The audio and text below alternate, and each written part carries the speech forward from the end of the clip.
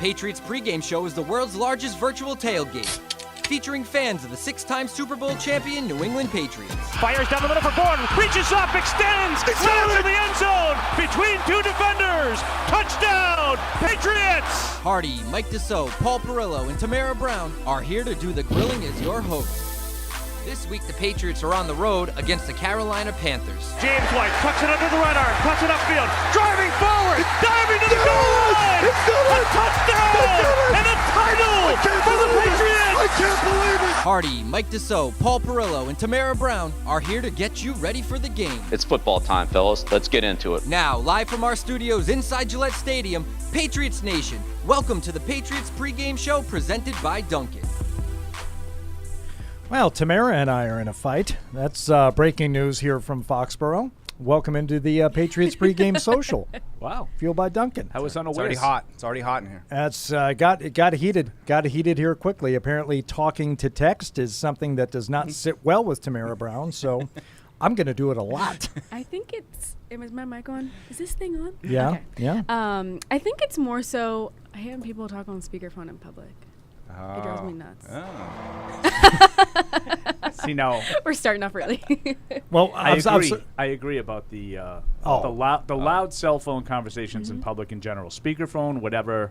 Like you're on a cell phone. Doesn't mean like you have to talk at an exceptionally loud level. Right. I get annoyed at people when I'm out walking my dog and somebody is having a conversation like on an otherwise empty street, wearing the earbuds or something like that. I don't care for that either. No. That bugs me. No. It does. But I like when you do your talk to text because it's not really, there's no inflection. It's just kind of like, yes, the consensus here, period, was that we should probably, ask them if they should. I do appreciate that he has complete sentences, though, with the pronunciation. And periods punctuation. It's like period, comma, space. Ellipses. Right. Do you get ellipses on the talk to text? Does that work? I do you say ellipses? Because I would like to do that sometimes. This is a little-known piece of trivia. The first person to ever talk to text, Tony Maserati. At least first person I ever saw do it. And if you want a good time, listen to Maz, or listen to him speak in general. Oh, but speaking to his phone. His father.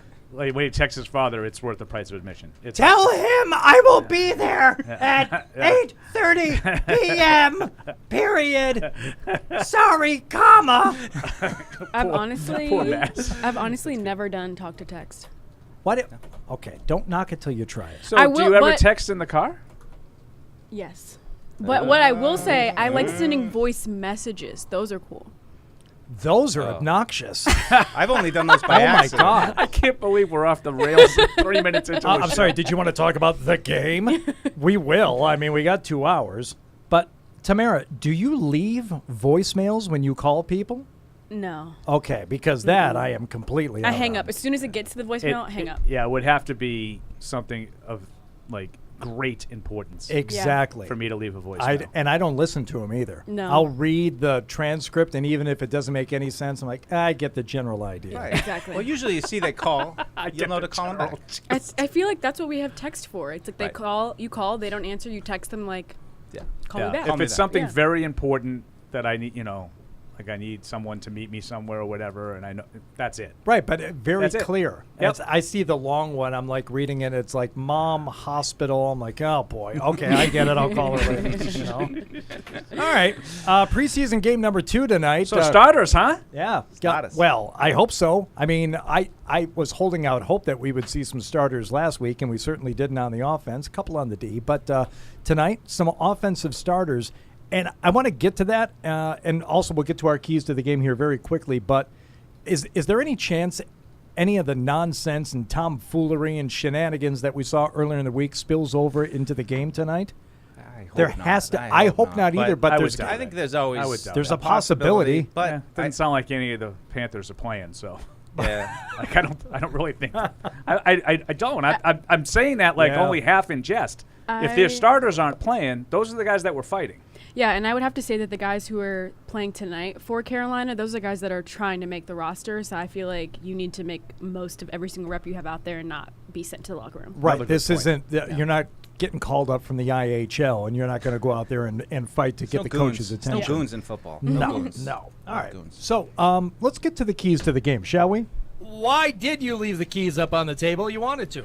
You've waited all week for it. The whole team's in the locker room right now just listening to this, waiting to hear what you're going to say. Without these keys, the Patriots are destined and doomed to fail. Here are Hardy, Paul, Mike, and Tamara's keys to the game. Why did I steal your key to the game also? You have the key. You have the right one. Without these keys, the Patriots are doomed, destined to fail. So that's why they're listening in the locker room right now ahead of tonight's kickoff, 7 o'clock. See, Tamara's never heard my stock lines before. This is great. They're working again. They're making you feel pretty good about it. We're not in a fight anymore.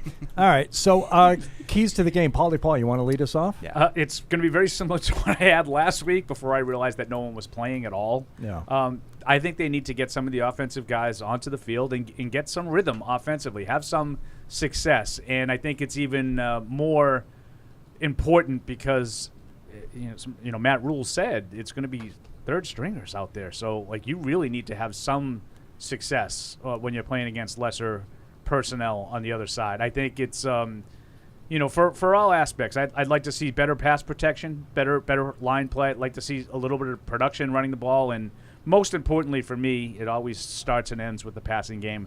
I'd like to see Mac establish some rhythm. Okay. I think rhythm would be a good thing, and especially, Rhythm's as a you dancer. said. Well, against the twos and threes. There's the Boston. Tamara kind of likes when I throw the Boston hat. I was calling them the Panthers last week. Oh, that's good. That's nice. I mean, if they don't, it's akin to, Red Sox getting beat by the Pirates last night. You can't, Yeah.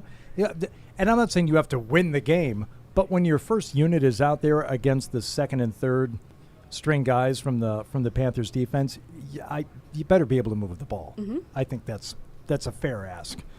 Tamara, what is your key to the game? Be disciplined. I think kind of what we were just talking about with the fighting carrying over into tonight's game. I'm hoping that all of that is left in the joint practices, because I think that with the starters playing tonight, they're not going to be in the entire game. And so while they're in there, I want them to be disciplined on both sides so that we can actually see something, see if the offense has found their rhythm, see if, maybe the offensive line can find some consistency in there, even with the guys who are probably still out. I don't know if we have any status on Isaiah Wynn or anything yet. But I doubt he'll play. I'm hoping that all of the pettiness is left in yesterday and that there can be actual football played tonight. Okay. All right. That's a good one. I think it's important. I wouldn't rule it out, though. Mm-hmm. I mean, there was some genuine dislike developing between these two sides. It wasn't all just posturing. It wasn't all just immediately reacting, I think, to plays. I think there was – but some of those guys from the Panthers side, as we said, may not even be on the field tonight. So, all right, we'll see what happens. Deuce, what is your key? Well, I have to say, I think Paul has the key. So I saw Paul jump on that one. So I know Hardy was calling me out on the radio today, which I didn't appreciate that, quite frankly. Didn't appreciate it. I did very much. But no, I said get the ground game going, and the reason for that, let me elaborate, let me speak.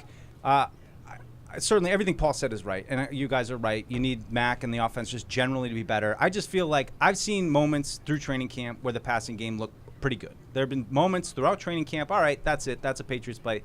I haven't seen that for the running game at all. So I just want to see a couple plays where it's starting to look like they can run the ball a little bit. I know it's not. It's preseason and all that, yada, yada, yada. But I haven't seen it yet. I haven't seen any real success in the running game. I haven't seen any consistency in the running game. We've been talking about, Damian Harris going into a contract year, Ramondre Stevenson having a breakout year. They've been quiet in camp. So I just like to get them going, see some action, see the some of this wide zone stuff, see them get out in space and block it and maybe hit a couple creases. As you said, it's third stringers, but it's just the only thing I haven't seen from the offense this year, and I think that would give me a little bit more excitement, confidence going in as the overall offense. Go ahead. All right, go ahead. Good. That's it. That's my case. I'll give you this. I would like to see it for Damian Harris to see if he can run in that wide zone scheme, because he is generally considered to be, correct me if I'm wrong, a bit of a downhill guy. Not necessarily the type that can, or has had to in the past, run with this type of scheme. Yep. Having said that, please don't make this a ground and pound game. The clock moves faster when you're running a lot. Yeah, I'll take it if they have success with it. If they want to run for 220 yards tonight, I'll take that. We're out. We're out about 9:30. I was gonna Post-game say, show will kick off at about 9:41. oh my God! You know what? If I just gone with that from the get-go, you would have been like, you know what, Deuce? That's a great key, actually. I like it. Change my key. No, I do want them to air it out tonight. I want to see if the one thing that has been working for the Patriots offensively just a handful of times, and there hasn't been much that's been working for them offensively throughout camp. But some nice connections, some nice hookups between Mac Jones and Aguilar. Yeah. Some consistency. Just a little bit of something. Give me a Devontae Parker, whoever's going to play tonight, right? Give me something that shows me that is going to be something we can look for again in weeks 1 and 2 and have that be something to kind of hang our hats on here for the next couple of weeks. Because who knows? Who knows what it's going to be like in Vegas? Yeah. I don't know what the third preseason game means now. Is it like the old preseason week 3? Well, I could give you one of those, Paulie rants like that. I don't really understand exactly what's happening. So I saw Greg Bedard had a tweet today, and I thought it made a lot of sense when you sort of step back and you look and you're like, I wonder what they are trying to accomplish. So last week, the starters weren't going to play against the Giants, and the thought process was, well, it's the joint practices. The joint practices are the important thing. So the joint practices are next week, and we have the joint practices. But now the starters are going to play this week. Mm-hmm. They have joint practices next week. Mm-hmm. So I guess those joint practices aren't as important as the ones last week or this week. And then I started to think, and Greg just kind of wrote the facts. It's like, well, so last week the starters didn't play against the Giants, while the Giants had clearly made it public. Brian Daboll had said heading into the week that the starters would play. Now, they didn't play a lot, but they did play. And now this week, Matt Rule unequivocally said Wednesday, I think, when I listened to him a little bit, that, it'd be all 2s and 3s. His starters won't play. And now your starters are playing. Like, is the goal, and Greg didn't write this, but that he just wrote the facts that starters played against the backups. Last week, the backups played against the other team's starters.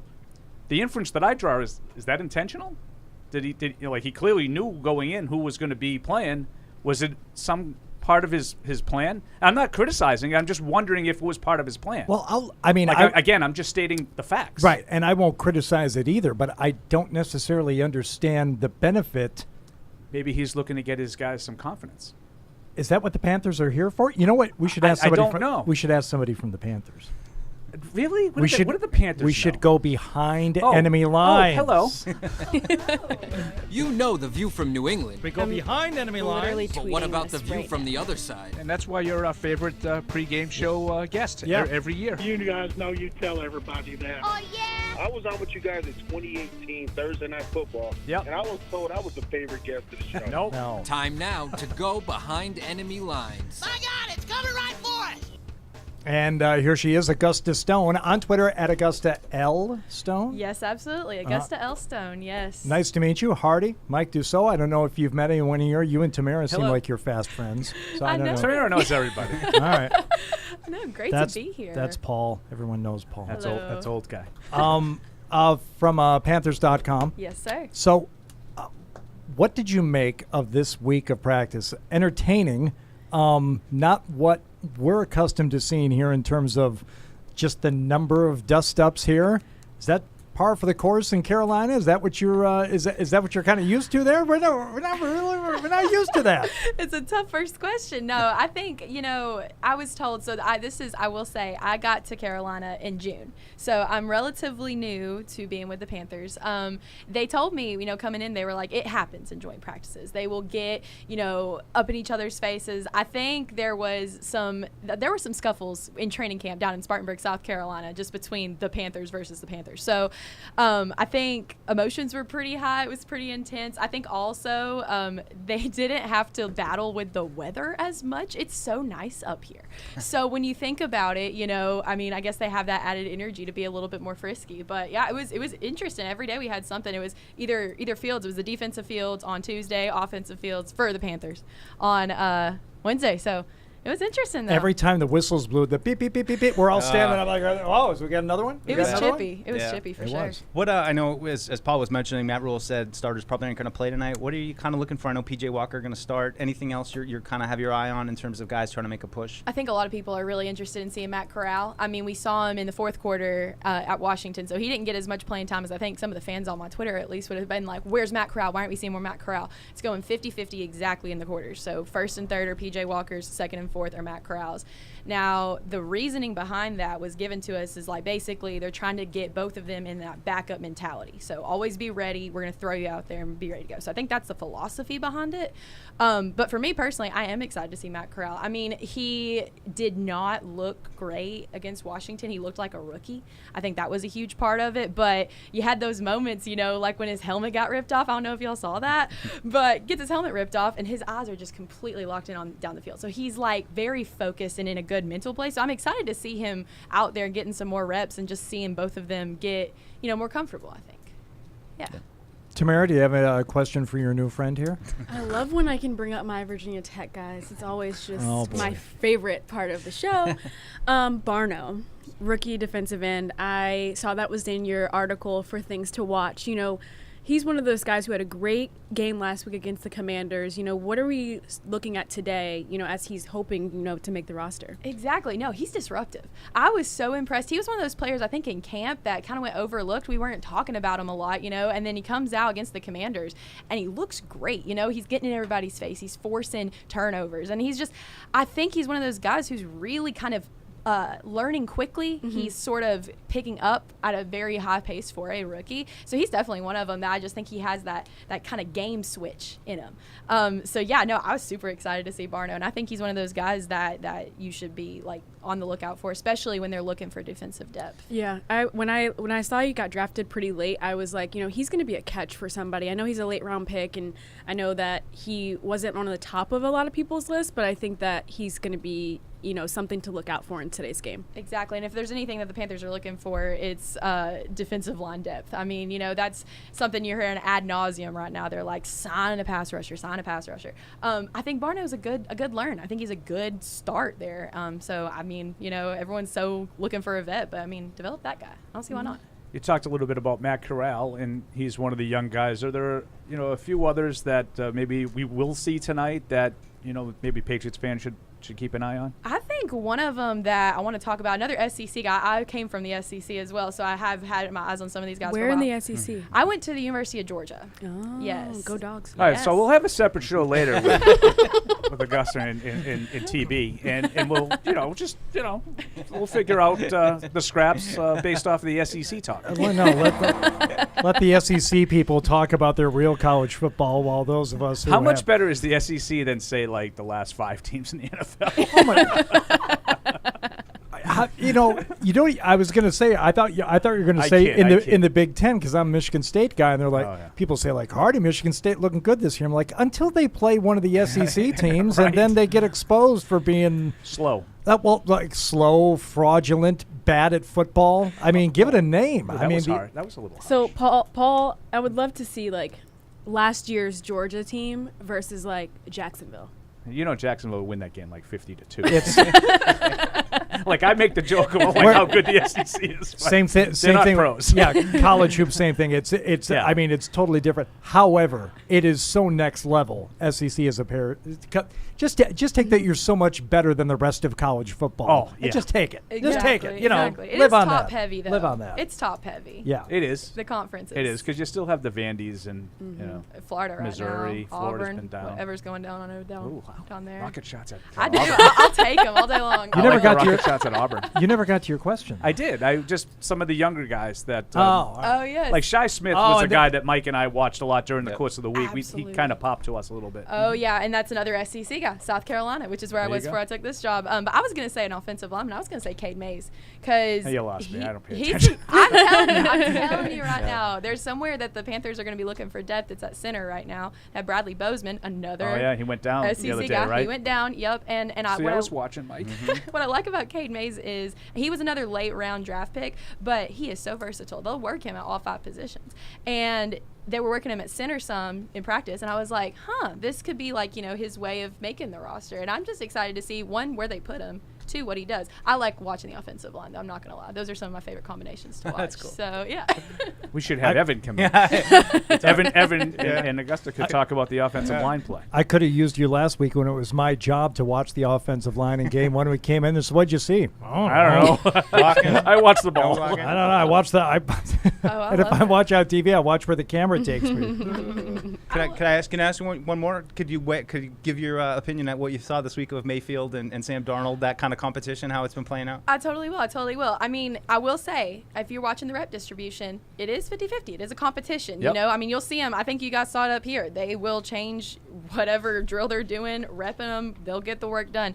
I think Baker Mayfield, the work he's been able to do, he's been in the offense now for like 3.5 weeks, I think. You know, he got the playbook 2 weeks before training camp started, and he's looking extremely comfortable. When I say someone's a quick learn, I mean Baker Mayfield is a quick learn. So I think that's very impressive, because going into the competition, at least in my mind, I was like, okay, so Sam Darnold, his real kind of asset here is that he's been with Ben McAdoo now since OTAs through everything. So you're throwing Baker in all at once.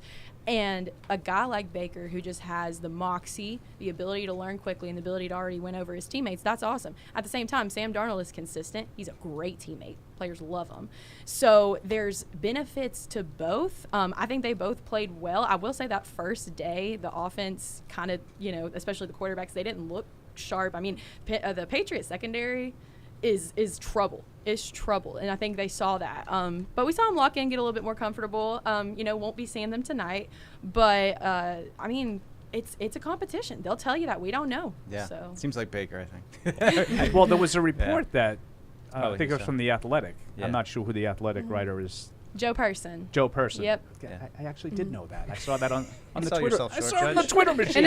And I did notice Joe in Person. Matt Rule's press conference, he said, you know, we're not just winging it. We do have a plan in place, and Right. out of respect of both guys, like, we don't want to speak too much on it. So, I mean, it's hard to gauge on number of reps in camp, because, you know, we've seen reps spread around here, but there is zero question as to who the starter is going to be. I do have one quick question about coaching on the defensive side. It looked like Phil Snow, the defensive coordinator, was getting into it with Belichick a little bit during one of those dust-ups. Come to find out, do you know who Phil Snow's nephew is? Dustin Pedroia, former Red Sox player.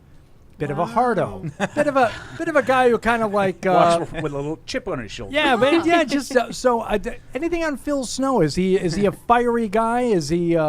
He definitely has some fire in him. I actually didn't notice that or see that, so this is kind of news to me. I'm not going to lie to you. No one else noticed it either, which means it may not have happened. But no, I mean, you know. Yeah, I made up a story about Phil Snow, a guy I wouldn't know. I wouldn't know him if he walked in the room now. I looked him up afterward because I spotted him through my field glasses. Your binos? Yeah, field glasses, Marine, not binoculars, field glasses. And I said, who is that guy, John, with Belichick? That's like kind of heated after it was one of the dust-ups on Tuesday on the far field, the one furthest away from the bleachers. Yeah. And I said, oh, and I start looking him up, and then people are telling us on our show, it's like, oh, yeah, that's Pedroia's uncle. Big shock that he's out there, you know, getting into it over nothing. I'm like, oh, okay. Well, So, I'll tell you, if there's anybody setting the tone on that defense, they are a fiery group. Yeah. Fiery group. Like, they are just constant energy, constantly just – so if there's anybody setting the tone for that kind of energy, it is Phil Snow. That wouldn't surprise me any at all. all right. Well, Yeah. I think it's as much about the offense from the Patriots getting frustrated throughout camp. And if one unit was going to get into it with another, it makes sense that it was the Pats offense, you know, with whatever defense was here, but even more so if they're fiery. They are. Perfect word. Go ahead. I was Tamara. going to say, one thing I did notice is the players talking to Matthew Judon after, I think, the first day. Brian Burns just really taking the opportunity to, like, learn from the Patriots, you know, veteran. I thought that was really interesting. Exactly. I mean, and Brian Burns is one of those guys, one of the most genuine people I've ever met. I think so. He is the kind of guy that when you go up and you want to, you know, kind of break bread with somebody and just kind of get to know things, he is the kind of guy that's going to do that, which I think kind of helps elevate Brian Burns, you know, from the Panthers perspective into that star level role. You know what I mean? Like, he's so willing to learn, he's so willing to listen. student of the game kind of guy. I love Brian Burns. He's a good Yeah. guy. Nice guy. I was like, for 40 minutes after the first joint practice, they just stood stood out there and talked. Yeah. And And I I was did like, wow. notice, like, the last day, Wednesday, the last 2-minute drill, which was a lot of the younger players, like, kind of opportunity portion, and Brian Burns and Matt Judon were behind the offense the whole time.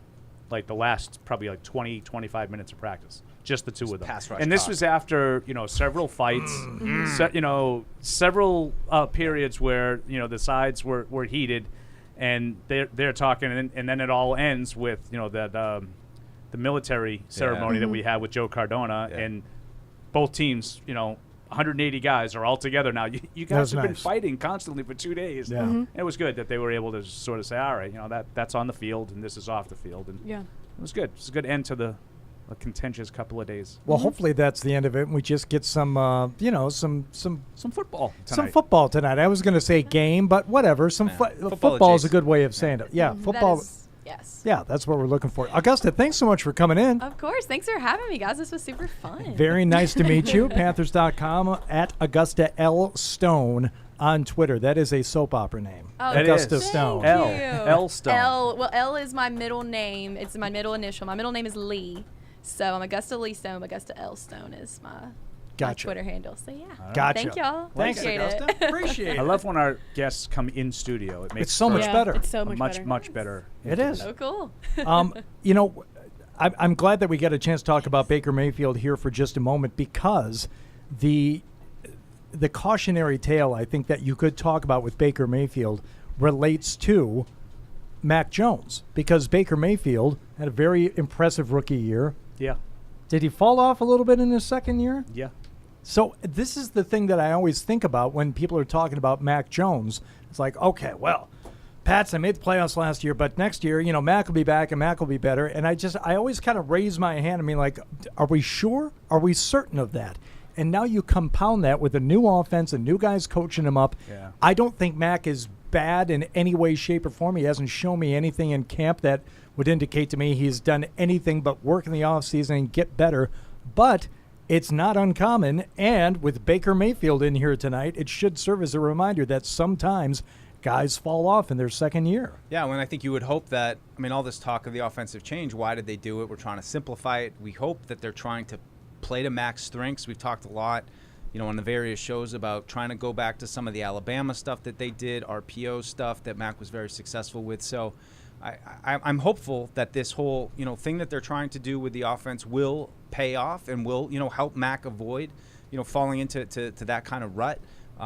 But it's not going to be easy on him. It's some turnover, and he's lucky that he has his guys kind of back that he played with for the most part from last year. So I think that continuity, at least in personnel, helps a little bit. But I think there are some questions, and there might be some growing pains early on. But the hope is at the long range, it's going to be a better reset for him, to build around what he does and create an offense around what Mac Jones does. Yeah, and to your point, Hardy, how it can be dangerous to just pencil in stuff. Improvement. Either way, Yeah, we're just going to pencil in. They're changing things, and I don't necessarily know if that's the best thing for him. He doesn't really seem happy about it. This was the last time we heard from him. I thought was by far the most optimistic tone that he struck. Wednesday after practice, I thought he sounded more like the guy that we saw most weeks last year, where everything was groovy. But earlier in camp, there seemed to be sort of a frustration and a reluctance with what they're doing. So I don't know, maybe it's taken him some time. But to your point, yeah, I think you can look from afar and say, well, they should be better. Mac Jones, rookie quarterback, he did well, he should be better. But should you just get better just by, so you get experience and you're just automatically better? Because if that were the case, his season didn't go that way. Like, he played his worst football at the end, right? Down the stretch, it looked like he kind of got tired a little bit and worn down, probably mentally and physically. Yeah, the rookie wall, right? Rookie wall. Normal kind of stuff. Yeah. But, like, if it was just as easy as, well, he's in year 2 now, so he's better, then everybody would be better in year 2. Right. And that's not the way it works. So, yeah, we'll see. I think I think camp has been a struggle. Offensively, and for him. I don't think that he has been as sharp at times in camp as he was, I thought, last year. And I I think part of that is last year, everything he did, Mike, you and I would be like, wow, that's pretty good. For a rookie. He's a rookie. It's pretty good. Plus, in contrast to Cam Newton. Well, that too. And I kept making the point, remember, all last summer, it's like, everything looks the same. Like, if you watch Cam Newton, you watch Mac Jones. Cam Newton's in, like, year 10 or 11, and Mac Jones is a rookie, and I can't tell the difference. And I thought that was a huge check mark in Mac Jones's, corner. Yeah. Well, now I think it's like, well, to your point, Hardy, it's Mac Jones. He's going to lead us to the Super Bowl, and Mac Jones, year 2. This is year 2 jump. Here we go. And kind of looks similar to the guy we saw last year. So I don't know. We'll see what happens when games count, a month from now. But, yeah, I think you can get in trouble when you just sort of pencil in stuff without and a little flavor tonight. Knowing. I mean, it'll be good to get to see him tonight. It's as much as you say, the joint practices are valuable and kind of live. Not until you actually get out there and there's tackling. And I will promise you tonight, I will not overreact to anything I see. I promise you. He could be on the good list, he could be on the bad list because we have to break down the game. That's neither here nor there. I'm not going to tell you that any of that means anything for September 11th. All is lost or all is fine. No, I promise you, I will not be everything. He's going to the Super Bowl. I promise you. He could go 20 for 20 for 300 yards and 4 touchdowns in his four drives, and I'm not going to tell you. Oh, there we go. There's the year 2 jump. I promise you, I won't do that. We'll get to see him tonight, but if Deuce has his way, we'll get to see him just handing the ball off constantly. Don't get him hurt. Get that run game going. Don't get him hurt. Oh, let's see the run game. I didn't hear you complaining last year when Ramondre Stevenson bust off that 97-yard run. That was pretty fun, right? Right? Was it preseason? Yeah. It was so fun that I have no recollection of it whatsoever. Oh, you guys. That I don't believe. That's selective. Preseason game? I couldn't tell you anything that happened in a preseason Down the game. sideline? Wow. Okay. Hey, let's go to the phones. Okay. 877-PATS-500 here on the Patriots Pregame Social. We'll go to Calvin, which is my son's name, and it's his birthday today, but I don't think this is my son. Calvin in Washington, what's going on? Dad? What's going on, guys? It's great to be on the show talking to you guys. You too. Not my son. It took me a second to decide. You're not my son. You're not my son. Not my son. Give me back my son. Yeah, go ahead, Calvin. I just had a question about Jalen Mills. I just wanted to know how comfortable Pats Nation should feel with him being our best overall cornerback. Yeah. I mean, he's been playing very well, very well. I mean, it's we did a thing today, roundtable of everybody, who's been your best player from Panthers camp, and Mills was pretty much universally them. I think it's great that some of these second-year guys are making the jump. It's going to be a challenge for him this year. It's the murderer's row of receivers keep bringing it up over and over again. So he's going to have to be on his game all year long, and the challenges are going to start hard, and they're going to stay hard throughout the year.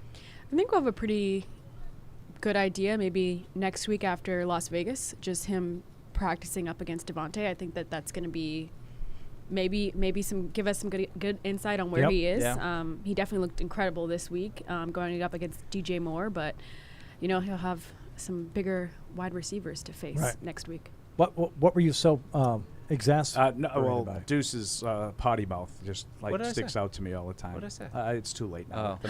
The moment's I got gone. you. I know what it is. I got you. The moment's gone. I have an interesting. Calvin, thanks for the call. Appreciate it. Oh, yeah. You guys have a great day. Thanks Calvin. Interesting tweet from Phil Perry that he throws out there, just talking about, just sort of watching the Patriots wide receivers tonight. And he says he's been told that the Patriots have heard from teams looking for wideouts, looking to deal for wideouts. And don't take Jacoby. He says the sense he got is that even though Kendrick Bourne has had a slow camp, his team-friendly deal would help him stick. But we have talked, throughout the offseason about the possibility of one of those veterans, Myers and Aguilar last year with their deal. A little heavy. Bourne has not been overly involved in camp, so maybe that's based on the way that Tyquan Thornton has looked at times in camp, like he could fill a role. Maybe you have a surplus there. Maybe you look to deal one of them. I could make an argument to not trade any of those guys, and I would like that. I would like that. You said Bourne. He's the easy choice just in terms of, if Phil makes it sound like he has a team-friendly deal to stick, I might ask, well, wouldn't a team-friendly deal help him move? Right. Guys want to pay for Aguilar? He's not like team-friendly deals help you not get cut. Right. So, but if you're looking to get traded, that increases your value. I just think they're paying Aguilar a bunch of money. He's been really good in camp. Parker has shown he does what he does, and I think he's good at it, and Mac trusts him. It kind of leaves you with Myers, who I think has been the most consistent guy, and you talk about doing things to make Mac comfortable. I mean, I think Jacoby Myers might be the guy that he's the most comfortable with. So I don't see an easy way to move any of those guys that makes total sense right now. And I get wanting to play Thornton more, but I think moving any one of them is kind of a risk, except for, just because Bourne hasn't had a great camp. Maybe you can make the argument there. But any of those other guys, I don't know if I want to see any of those guys go. I don't. I totally agree with Mike. I think they have 4 or 5 good players there. And I don't think that there is a standout, but I think that you would weaken the group by taking one away. Well, and also you need a little bit more time to decide if there is going to be somebody who kind of emerges. You could make a case for, I think, 4 of the guys right now, or 3 of the guys right now, in terms of somebody that could show you something here in the next couple of weeks. I don't know who it's going to be. And you know what happens? Like, whenever you think, and Bill says this all the time, depth in August doesn't necessarily translate to depth in November. Right. I always feel like you trade Kendrick Bourne, and then Devontae Parker pulls a hamstring. Right. And suddenly we went from 5 to now we're down to 3, and one of those is a rookie, and I would worry about that. How do you feel about the same thing when it comes to running backs? Because I read a report this week, I think it maybe was from Pro Football Focus, said it might be a good idea to trade Damian Harris at this point because of the reasons we were talking about earlier, not necessarily comfortable running in this scheme, really don't know yet. You have some other running backs. Would that be something anybody would consider? And I'll be the first to say I would not. Yeah. Well, can I answer it since I picked the running game that you so mocked me for? Maybe I'll go first if you want to hear. A little sensitive. Little butthurt, a little sensitive. little angry about this situation. Well, I mean, like I said, I haven't seen anything out of Strong or Kevin Harris. I mean, they seem like they're on their way for a redshirt year. So I think you really have kind of 2 backs right now that you probably trust between Stevenson and Harris. And Montgomery's going to be that passing down role. So it makes sense in one, on paper to do what you did with Michelle going into the last deal. We got a little bit of a surplus. I'd feel better about that, though, if you'd seen something out of Pierre Strong already that you're like, all right, he could be a B running back to, if Stevenson's ready to be the lead guy. So I don't know. And again, you haven't seen anything out of the run game. So I don't know how we feel about it because they haven't really done anything. So it's hard to know if they're good or bad. Do you feel deep enough at either the receiver or the running back position, Tamara, to consider trading one of a player from either position group right now? No. I mean, it's tough. I feel like maybe after today, maybe we'll see Bourne show up today, but then it's like, does that really mean anything because he's playing against 2s and 3s? So I'm torn. I'm really torn. I'm with you. I'd like to see how things look next week, too. Yeah, I think Mike's point about Kevin Harris and Pierre Strong is the difference to me between this year and last year. I think that they had known at this point last year that Ramondre Stevenson was more than capable of filling a role. Because of his preseason touchdown run that I mentioned. Everyone's still talking about it. Hey, let me see if I can find this. Just because I forgot it doesn't mean it didn't exist. In my mind, that's exactly what it means. But I think on the practice field last summer, now Stevenson got out to a little bit of a slow start. But once he got on the practice field, you could see it right away, and I think they were convinced that he was the guy. Now, I think that Kevin Harris has potential, but I don't think he's at Ramondre Stevenson's level this time last year by any means. So for that reason, I think I would hold on to Harris and Damian Harris and Stevenson and let them be the 1-2 punch. Okay, I found the touchdown, 91 yards to the house. Thank you, Tom. So you were wrong. I found it. Or did I say 92? 93. You were wrong. No, didn't happen. Washington. Tell us the details. When he said it, I remembered it, but it's a preseason game, Tamara. Mike's the only one that cares. It was amazing. It happened because Mike just says, "Wow, isn't this great?" Like, do you ever see anybody like just? Oh, I'm sorry. I like a 92-yard touchdown just run. Sorry. 91. How far was it? He just has to fluff everything up, no matter what. By the way, I've never fluffed once in my life. He's so genuinely happy about everything. You said the second time. I know you said against Washington. Every time Augusta said the Commanders, I'm like, who? Exactly. What are you the name what is talking terrible. about? And I keep whenever I do call them by that, I call them the Commandos. I can't help myself. I don't, and I'm not doing it as a goof. I mean, like that better. I like the Commandos better. I don't like the name at all, so I'm just going to say You know Washington. what I like? Washington football team. I thought that worked. That grew on me. That did grow on me. It was I think cool. they should have just kept it. Team. In all senses of the word. Cousin Patty, before we take a break. Cousin Patty, what's going on, buddy? Taking breaks? Yeah, what up, ladies and gentlemen? Hi. Hey, Patty. I'm glad that we're not really talking about the game. I'm with you, dude. Just hand the ball off, Mac, and don't get freaking hurt. That's all I really kind of care about tonight. And it's interesting that you guys were talking about possible trade scenarios. One thing I want to see, one thing that scares the living hell out of me is that right tackle position, just due to the inexperience of Yadnik Kajus and the unavailability, for a better lack of a better term, of Isaiah Wynn. Do you guys see them possibly build? Because we know Bill's going to wheel and deal probably for some, no-name guys before the season starts. But could you possibly see them bringing in like a legit guy to hold down that spot at right tackle? I mean, maybe if there was one. I think health is the big question right now. You're right with Wynn, and it's hard to know. A brand new house. Yeah, Marshall Newhouse coming back in. I think there's as much question too along the interior. I don't know any of those guys who are going to stick behind the. are you going to bang the table right now for Will Sherman or Drew Desjardins or Arlington Hambright? No, but I don't know who these guys are. But I think a guy like Newhouse, those kinds of players, that's what you're looking at acquiring now. Now, the Jets just signed Dwayne Brown like 2 weeks ago when they lost Becton. He was available, but he's also like 37. Wow. He's old. Okay, 36 to 37. Yeah, so that's why he was available. Great career. I don't know what he has left, but for the Jets' perspective, you got a little desperation there. You bring in a guy that obviously knows how it's done. It's a better option than probably a guy like Newhouse. But I think that's what you're looking at is a stopgap guy. Wynn's got to get healthy, and I think Kajust or Haran have to step into that swing tackle role. Patty, good to hear from you, buddy. I'm hoping. Oh, okay, you got more?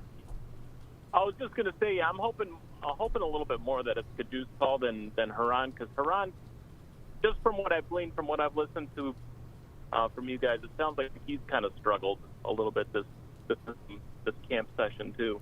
Yeah, they've both been kind of up and down. But I think you're right. Kajus probably maybe a little bit more intriguing, but maybe just because we know less about him. Yeah. All right, Patty. Thanks again. All right, guys. Appreciate it. Thanks. We're going to step aside for a moment here. Really? What? Really? Not too long. We can? Yeah. Oh, nice. Give you permission. Thank you.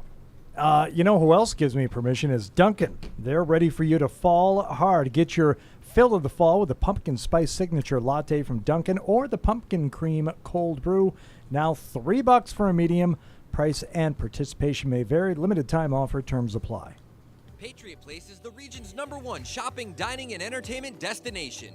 Shop your favorites, including Vineyard Vines, Express, Olympia Sports, Petco, and more. Enjoy dining at one of our 19 restaurants, including 6 String Grill and Stage, Scorpion Bar, and Bar Louie. And don't forget about the entertainment. Explore your inner artist at Muse Paint Bar, watch a movie at Showcase Cinema Deluxe, or grab a controller and start gaming at Helix Esports. For a complete directory listing, please visit patriot-place.com. In sports, if you think joy only happens after you win, think again. Look at the world's most successful athletes like Serena Williams, Brooks Koepka, and Alex Morgan. They don't spend all their days grinding away. They take time to enjoy themselves, like getting together with friends over a Michelob Ultra, because they know that happiness is the key to winning, and that joy is the whole game, not just the end game. Michelob Ultra. 95 calories, 2.6 grams of carbs. It's only worth it if you enjoy it. Enjoy responsibly. AB Michelob Ultra Light Beer, St. Louis, Missouri. There's no season better than football season. And there's no better place to get in on all of the action than with DraftKings, the official daily fantasy sports partner of the New England Patriots. To add to the thrill, DraftKings has millions of dollars in prizes up for grabs every week. So head to the app now and check it out. If you haven't tried it yet, fantasy football is easy to play. Just pick 9 players, stay under the salary cap, and pile up points for yards, touchdowns, receptions, and so much more. There's no better way to put your football knowledge to the test than to compete for a shot at $1 million in total prizes. Download the DraftKings app now and use promo code PATS to get a shot at millions of dollars in total prizes every week. That's promo code PATS to get a shot at millions of dollars in total prizes every week, only at DraftKings. Eligibility restrictions apply. See DraftKings.com for details. Some people are never content with simply being good. Not when they can be great. But it takes a big step to get there. In fact, it takes a leap of faith.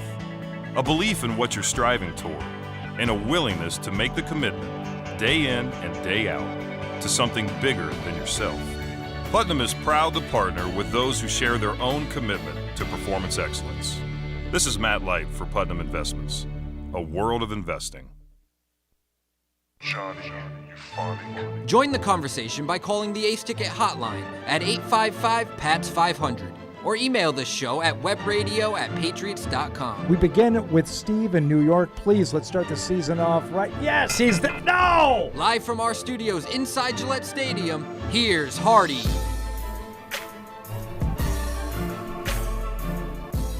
Patriots pregame social. Tamara off to do Tamara grown-up things. I don't know. Duties. Yeah. Duties. Microphone, talking. Paul has his flagship duties coming up here in about Oh my another God. 35 minutes. What? Oh, you got a while. Oh my God. Oh, you got a while. It's like 40. Yeah. 45 minutes. Yeah. Hour, I don't know. So we'll take this time to talk to Nick in New York, and then I do want to touch on that Tom Brady story. Sure. I do. Can we do that? All right. But first, we'll talk to you, Nick. What do you got for us? Hey, guys. I'm just curious what you guys are looking at the linebacker core this year, and what you're looking for in the game tonight.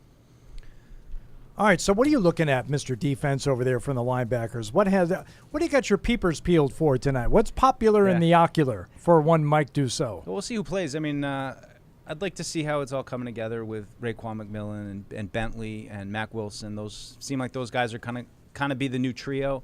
Anthony Jennings a little bit more on the edge, but him as well. How does he do? How do they divide up the packages? How is it? Is Bentley out there for 3 downs? Is McMillan out there? How do they kind of spin the dial a little bit? So that's kind of been the primary group that they've been looking at. I don't know if Tavai will get much work, but he seems like he's on that next level. And I'm sure people want to see McGrone and see if he's starting to get anything. I don't think anybody has been too blown away with what he's done this summer as he recovers from an ACL. So those are my general linebacker thoughts. You got any linebacker something making your cornea hornia tonight there, Paul? No, not necessarily for tonight, but I would just say, I would reiterate what Mike talked about with McMillan and Bentley. Those have been the guys, as much as Fred wanted to yell at me last week, those have been the guys on the inside from day one.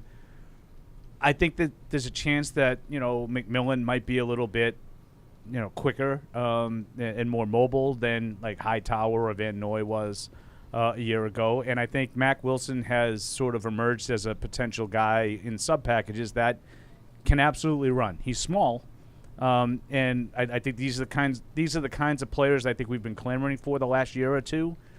They have some of them here. I don't know how good they are. I don't know how much they've integrated in the system yet, but I do think you'll see a different style in that second level come the regular season. Yeah. And I'm excited about that. Yeah. I've been looking for it. I think you're right, though, that line. We don't know how good they are. And that, I think, is the question. How many plays are these guys going to make? They've been in the league before. They've had some good games here and there. But, overall, I think it needs to be better if the Patriots defense is going to take a step. Those guys are focal points. Is Raekwon McMillan married? I'm going to say yes. Okay. I don't know. Because if you were to invite him and his spouse, you would put them down on the guest list McMillan and wife. Thank you. Okay. What? Wow. That was a long way to Grandma's house. We're not that much older than Deuce. I never watched it, but I know that it's a show. I couldn't even tell you one person that was on the show. McMillan and wife. That was a show? That was a show? That was a TV show. Man. Nick, thanks for the call. Thank you for not hanging up in the middle of that. All right. Just briefly here. Let's do it. I want to. Okay. Tom Brady, as we know, absent from training camp for the Tampa Bay Buccaneers. There have been various theories floated out there, starting from the very beginning. It's like, hope no one in the family has fallen ill, or there's any. Apparently, that is not the case. We have been assured that it is nothing like that. So, was he dragged off to a couple's baby shower in Milan? Was it was it something having to do with the TB12? Was he just filling the bucket? The life/work balance. And then a theory popped up as part of a Reddit thread today, which said what, Paul? Well, I have to say what it said. Basically, it said that he was on the Masked Singer. That he was appearing on the Masked Singer, which is taping right now. I love it. Okay. I think it's a great theory. I think it makes all the sense in the world. I mean, he retired. He signs a deal with Fox, right, to be the next big thing. For $300+ million. Hey, as part of this, brand would you synergy. Throw us a bone and come on the Masked Singer? So he signs the contract. Now, they don't know when he's going to get voted off, so it's got to be kind of open-ended. Thank you. So there's no hard... But that's the part that I can't get past. Okay, go ahead. Because hasn't it been done? Like why... What? I can't believe Hasn't what been I did done? it. I did it. I thought I wouldn't. You bit? And I did. I bit. What? I bit. I love the story because I love this kind of stuff, as you know, right? What, conspiracies? Conspiracy, tomfoolery. Sure. You know, ballyhoo, whimsy, right? No more ballyhoo. No more ballyhoo. Yes, a bit more. I like it. I like the story. I like the Fox angle of the story. Yeah. Yeah. But it's Tom Brady, okay? In the middle of the training camp. I get, like, if, Harry Schmedlap was on The Masked Singer and he made a commitment and now he can't get out of it. So Tom Brady made a commitment to go on a show when he retired for 20 days or whatever many days it was. And then he unretired and Tom Brady can't get out of his commitment. Like, that, I want to believe this. I want to embrace it. I just can't. Like, my rationality is telling me it can't possibly. But I don't want to throw cold water on it because it's too much fun. It's too much fun, damn it. I thought the same thing. Tom Brady is A-list, okay? And I don't care if you're talking about the ESPY Awards or the Academy Awards. Tom Brady is an A-list celebrity. Him and Giselle, they are world famous. You put him up there with any celebrities you want. I'm going to have to excuse myself in all seriousness. What? Where are you going? Okay. So, all right. For Tom Brady to do something like this, you think, it doesn't make sense. You're going to put him up there in the same ranks as some of the other people who have been on The Masked Singer. Tommy Chong, Nick Lachey. Well, there's been some good ones, though. Jewel. There's been some, legends of music, hasn't there? I mean, I've watched a little bit of it, but, haven't they had, Anita Baker? I mean, they've had, some big, Gladys Knight. They've had, some big names. Gladys Knight is probably the closest thing to royalty, I would say. But here's where I can bring you back around. Antonio Brown, Terry Bradshaw, Rob Gronkowski. Right, so it's all kind of been there, done that a little bit? No. I'm saying legit football guys, Bradshaw and Rob Gronkowski are football A-listers, okay? Yep. So if those guys are going to do it, Tom Brady can do it. Also, hey, Tom, we are giving you $350 million to sit there and talk football in a couple of years maybe. How about you throw us a bone, go on the Mass? It'll be easy. It'll be fun. It'll help your brand. And what are the dates on that, guys? When I have to be there? Third week of August? Fourth week of August? And everyone is approaching this Tom Brady wouldn't miss camp for that. You think Tom Brady wants to be in camp? You think he wants to be down in Tampa, in Florida in the summer? No, he wants to be dressed up as a giant bunny singing into a microphone Right. in front of B-list celebrities. Yes. Like Ken what's his name? Ken. Especially if it helps seal the deal of that $300 million. Well, what if it was part of that deal? What if it was written as part of that huge deal that they negotiated and he signed it? And I get Paul's point of can he just pull out of it? But what if it was part of the whole big thing and it's they'd have to redo the deal? And anybody who thinking it's somehow beneath them, Tom Brady is the same guy who's trying to sell you a bathing suit every other day on his Instagram. I mean, he's out there schlepping golf shirts. That's not beneath him. No, he'll do it all. And this is the question I have, Hardy. And I wish I had texted you this before the show because I think that you with a little time to think on this would really hit it out of the park. But what is he going to sing? That's what is the not quite on the nose. Does it have something to do with a goat or how he would have what he would pick would not quite be that subtle. And, I just wanted to be Elton John because of the story of him working out here at Gillette Stadium years ago, walking by the weight room, and someone's in there listening to Elton John, the only guy in the weight room, and it was Tom Brady, which led to one of the great Felger and Maz moments of all time as Felger was reenacting Tom Brady, benching 130 pounds with Mona Lisas and Manhattans, sons of beggars. Just grunting them out. Yeah, just grinding them out. It's tough. It's tough to hit that range, and it's always see. Now that's his voice right there. That's that's me, right? That's me singing "I Won't Forget You, Brady." I don't know if you ever got that story. Brady. After he tore his ACL. No, I have heard this. This is you did parody songs. I did a parody song. Whoever was following you on your hoodie blog. No one. No, it was 08. I mean, this was before blogs, but yeah, that was it. But you got a nice voice. Oh, thank you. I was in middle school traveling chorus. So sure. Thank you very much. Of course you were. But that's what I was trying to think of, like a good song that Brady would pick. And when those people are so bad at singing too. Like I don't imagine him being good at singing. And Elton John's tough to hit. Like some people upstairs were like, oh, would he do the Jay-Z song that he always used to come out to, public service announcement? Like, I don't know. I love it though. I think of everything that people have speculated, I think this makes the most sense to me. We'll do Many Men by 50 Cent. Okay. There's a lot of ways you could go with this, and I was trying to think of it as we were doing it on here earlier I wanted to today. tee you up. And I didn't have that home run idea in my head. We got a lot of time before the end of this pregame show. It'll come to me at some point. Or maybe post. I'll give you plenty of heads up, Matt, so song you would can Tom Brady do? You can play it because the answer is out there somewhere. You know what? I'll take your suggestions. You want to tweet them at me at Hardy Radio or send them into the email here. That's a perfect Hardy Radio tweet when you put out your call to arms of questions of people chiming in. Perfect. It really is. I might use it this weekend. I need the content. Believe you me. Is there any goat songs? Goats? Anything about goats? Feels like Eminem has a song called Goat. I'm trying to think.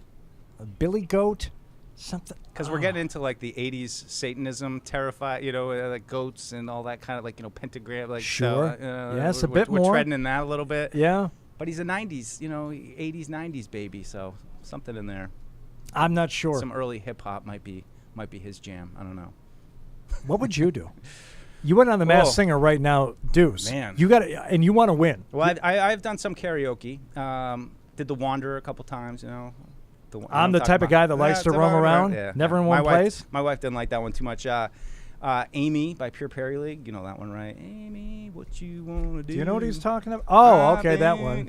It's not a crowd pleaser. No. It was more just like a Cape Cod beach bar kind of song. I understand. Did bust a move in Nashville when I first got this job. So I've done a few karaokes. Okay. Probably one of those. Probably stick with one of those, I think. I think just in terms of what you could do with it and, act it out and really, really impress some people, I would go Werewolves of London. The people dig it. Yeah. I used to do it at Hula Hands when I was tending bar, and we had the guy up there, doing his act. They would bring me up for one song a night. I'd hop over the bar, go up and do Werewolves of London, bring the house down, Matt. Oh my God, they're still talking about it. Lansing, Michigan. Go. You know what? You better ask somebody. They'll tell you. It's moving emotional experience. I'm sure of Hardy belting out. 1994. Who was that guy who used to get up and sing "Werewolves of London"? He was really good. Oh, that's Hardy. Must have gone on to great things. Yeah. Look at me now. Look at me now. DJ, what does that do? So we are now just 90 minutes away from kickoff here tonight for a preseason game where hopefully we're going to see some starters on the offense. It has been reported enough times now to where I believe starting unit is going to get out there and play. Defensively, though, Deuce. Yeah. What do you want to see out of the defense now? We've talked almost exclusively about the offense, and you want to see the ground game. I want to see him air it out, but defensively. I mean, I'd like to see some better play than last week, at least in the preseason. But I mean, it's hard to get too worked up about team stuff in a preseason game. We're like, oh, they can't get off the field on third down. So I think it comes down to individual guys and seeing some of these, bubble guys. How are they going to use? Maybe I don't know how long the starters are going to be in there. I don't know if Peppers. I'd love to see Jabril Peppers play a little bit. I just think he's a really interesting guy in terms of what he could potentially do. I think I don't want to be too hard on the defense, but I can't shake the feeling of how things ended the last couple of years. And until they get out there and play a real game and get back on track, I'm not gonna buy what they do in joint practices right now. Like, it's great. They've played well against the Patriots offense, against the Panthers offense, but the guys that were out there against the Giants last week, that one's so great defense. I mean, so there were some individual moments in there, but until it gets to the regular season, I'm not buying on the defense yet. They got to earn it in real games for me, and I'd like to see some nice individual performances, but 2 more games to go, and then we'll get some truth from these guys. I apologize. Yeah, no, it's fine. Had a little bit of issues. What? Everything all right? A little rumbly in the tumbly. Oh, yeah. You okay now? Yeah, I'm okay. Okay. Donut. All right, so we got past the Tom Brady discussion, and it's been decided he's doing the Masked Saint. That just pushed me over the edge. Yeah, well, whatever. It's decided. That's what he's doing. Deuce wants to see some nice individual performances from the defense tonight. We haven't talked about Malcolm Butler yet, which I was the only guy who seemed to think he had a couple of nice plays last week. You guys, Deuce gave me the grimace. He gave you the stink face. He gave that. I don't think so. So you probably weren't surprised to. Excuse me. Did he get hurt? No. All right. So how dare I? He got hurt. I do want to address that element. Mike and I have talked about this a little bit. Like, I don't know exactly what the physical problem with Juwan Williams and Malcolm Butler. I know Juwan Williams is reportedly the shoulder, and Malcolm Butler is reportedly the hip. Okay? Just the incredible, widespread 100%, those guys aren't hurt. They're just Foxborough flu. And it's fact. It took 4 or 5 days. And I'm not taking any shots at any, because this is not a shot took at 4 or 5 anyone. days for what? Oh, no. Everybody's completely convinced. Neither one of those guys is hurt. It took 4 or 5 minutes. That's what I'm saying. Yeah, nobody. 4 or 5 days later, it's fact. Yeah. I think they both got hurt and they got put on IR. I don't really think that, the thing to see here, I don't think there's a thing to see here. Okay. I think they were both on the bubble. I don't think either one of them was a lock. I think Juwan Williams was probably further off the bubble than Malcolm Butler was, but I don't think either one. I think was sort of a. I would put Malcolm Butler in like a disappointing category for camp. Just camp as a whole. If you were going to break down camp, I would say Terrence Mitchell, Malcolm Butler, one of those guys grabs a hold of that starting job, in a secondary with Jalen Mills and Jonathan Jones. That didn't happen. The veteran guys didn't play any better than the rookies were. So I think that's disappointing. I think that hurts your depth a little bit. I might give a little bit of wiggle room to you, Paul. And again, I don't know. And I'm not going to storm out in about 5 minutes, but I do have to leave shortly. I understand. And I'm not being a jerk, and I'm not being thick-headed about this, but you're talking about 2 players who were kind of bubble guys. And can anyone tell me at what point they got hurt? No, nobody can. And they got nothing but eyes on these guys nonstop for the last 3 weeks. But I was with you and Mike here doing the postgame show last week when I'm on the Twitter machine and I'm reading about Juwan Williams has a wrap on his shoulder, and then the next day he's placed on IR with a shoulder injury. Is it a long con? They put a wrap on the guy's shoulder in the locker room, so when the media came in, they saw it. Yeah. And I don't know what's in it for the Patriots. Right. Why would they do him that solid? Okay. Well, if you want to get really deep conspiracy, there's nothing in it for Malcolm Butler because he lost most of his money. Because he's probably going to get an injury settlement and be gone. Yeah. But he's still got a good chunk of money for coming back, and maybe he wasn't ever going to make the team to begin with. If he gets it, then I'll say I'm wrong. Okay. Because I don't think he's getting a good chunk of money. Okay. He got a chance to come back and maybe play for an NFL team. He wasn't quite there, and instead he gets something. He did get an initial. Yeah, I think he's going to get an injury settlement, and we'll get a couple of weeks' pay. All right, but that's it. I thought he got several $100,000. He's going to get $250,000 for 3 weeks of camp. He wants to play. That's why he's going to sign an injury settlement, is my guess. Okay. Yeah, I mean, and he's going to try to play somewhere. Yeah, he had $750K guaranteed. He signed a 2-year, $9 million deal for whatever it's worth. Yeah, I think it's $250 he's going to get. Okay, I'm just saying that one just sounds a little bit like a guy who was here, left under very strange circumstances, never got the story. Why don't you come back in? You know what? It's not going to work out, but have a couple $100,000 and we're good, right? Everything's still good, why does right? everything have to be good? What was bad? The initial thing. Maybe getting sat in the Super Bowl and not getting a chance to play in the biggest game of his life. That's 2017. What's in it now 5 years later? I don't know. It's the weirdest story that's never been explained, and this does not help make it less weird. I'm here for Hardy. I'm sidling up right next to Hardy for this part of the story. It's the weirdest story that's never been explained. I agree. And if you want to make it weirder, bring him into camp, even though we don't even think he's going to make the team, and then he's going to suffer a hip injury, which nobody can pinpoint. Do you really think the Patriots brought him in thinking that he wouldn't make the team?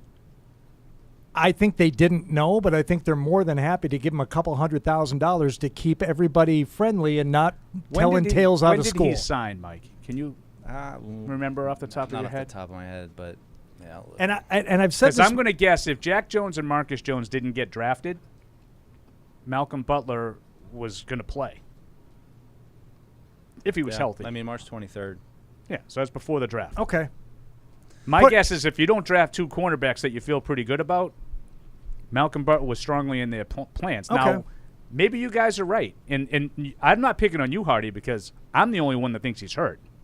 Everybody else is convinced that this is a solid done by the team. Mike Reese thinks he's hurt, and I Mike Reese doesn't work for me, but he is going to be on with us this season on the midday He's going to show. be on, I believe, we have to do All Access next week before the Raiders game, and I think he's going to join me in the Bob's Discount Furniture studio. Maybe, possibly. Mike is just. I want to speak out of turn. Anybody who has ever met him would tell you that he's a super nice, genuine guy.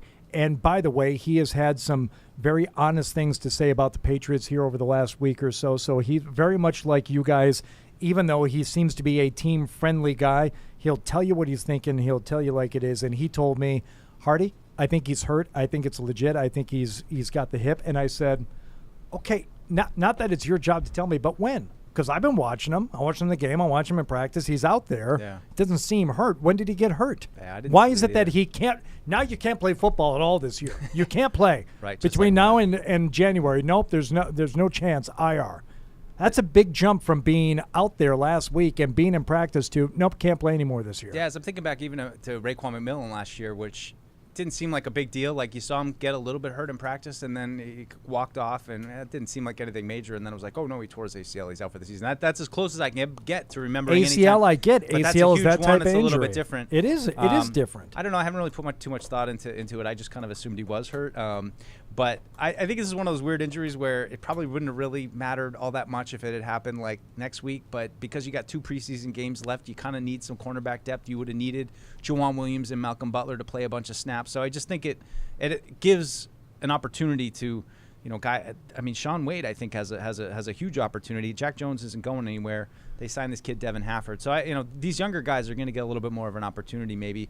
But yeah, it's a tough blow. But I don't think those guys are really in the plans based on what we had seen through the first few weeks. Maybe not. I still wonder what happened, and I used to say this all the time, too. So only 2 guys know why Malcolm Butler didn't play in the Super Bowl, Bill Belichick and Malcolm Butler. Yeah. I've amended that.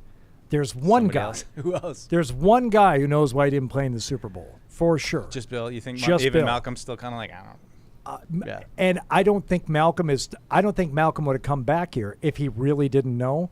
I'm just saying that whatever the reason was, whatever reason he was told, maybe isn't the real reason. Mm-hmm. And this isn't nefarious. I'm not saying anyone's being bad or dishonest or anything else. Head coaches do what head coaches do for very specific reasons. Bill Belichick maybe is the poster child for that. He has his reasons. Yep. And he had his reason not to play Malcolm Butler. Malcolm had to have been told something at some point. Whether that's the real reason or not, I don't know. The only thing I can say definitively is that Bill knows why he didn't play, and nobody else does for sure. That's it. I'm trying to think of the other great all-time Patriots questions from that 20 years and that's at the top, right? Give me another one. That's one. Give me another big Patriots question from the Belichick era. This isn't as big, but I always was a little bit taken aback by Vrabel getting shipped out. I know that's a little bit of a deep dive. That's not bad. That's not bad. Kind of getting rid of him there. What else? And then the other controversies and stuff of what really happened, that kind of stuff. You know what? There were questions around Welker. I thought it's did you really not like him that much? Was it really that big of a deal? Somebody posted Welker's numbers the other day. They're eye-popping. Oh, it's crazy. They're eye-popping when you compare them to Edelman for as amazing as Julian Edelman was, maybe still could be if you believe the rumors about him wanting to come back. Yeah. Welker in a shorter amount of time. Holy cow. It's just too a bad. nice little player. Yeah, a nice little player. It's just too bad that that one play from the Super Bowl kind of overshadows it from Super Bowl 46 of You mean the bad throw that Brady? The bad throw that Brady had. I'm glad you put it that way because me and Paul we've been shooting some segments for fall TV coming up. A great debate, and this was one of the things we had to debate was like should he have caught it? So me and Paul are like which side because we both kind of feel like it wasn't the best throw. But either way, I've always said, and I mean, I always thought that when you talk show. I always thought that when you talk show guys that you decide which side you're gonna take. Well, sometimes it's hard because now you have to. Sometimes for TV. We're both on the same side of it, but for TV, sometimes not to cop out, but like I always felt like it was a bad throw that probably should have been caught. Well, I hate to put it that way, but like that's how I kind of feel. Like it's the Super Bowl. It's a pretty open play. It wasn't the easiest. It wasn't his sweet spot. But I still felt like it was back and above him, and he had to kind of twist and turn. So not the greatest throw, but should it have been caught? Probably. But I'm not going to kill him and define his whole career, how enjoyable he was to watch in 2007 and just how uncoverable he was and how tough he was going over the middle and, taking huge hits and making key plays. And, and people forget, like he probably would have been the MVP at 42 if they had hung on.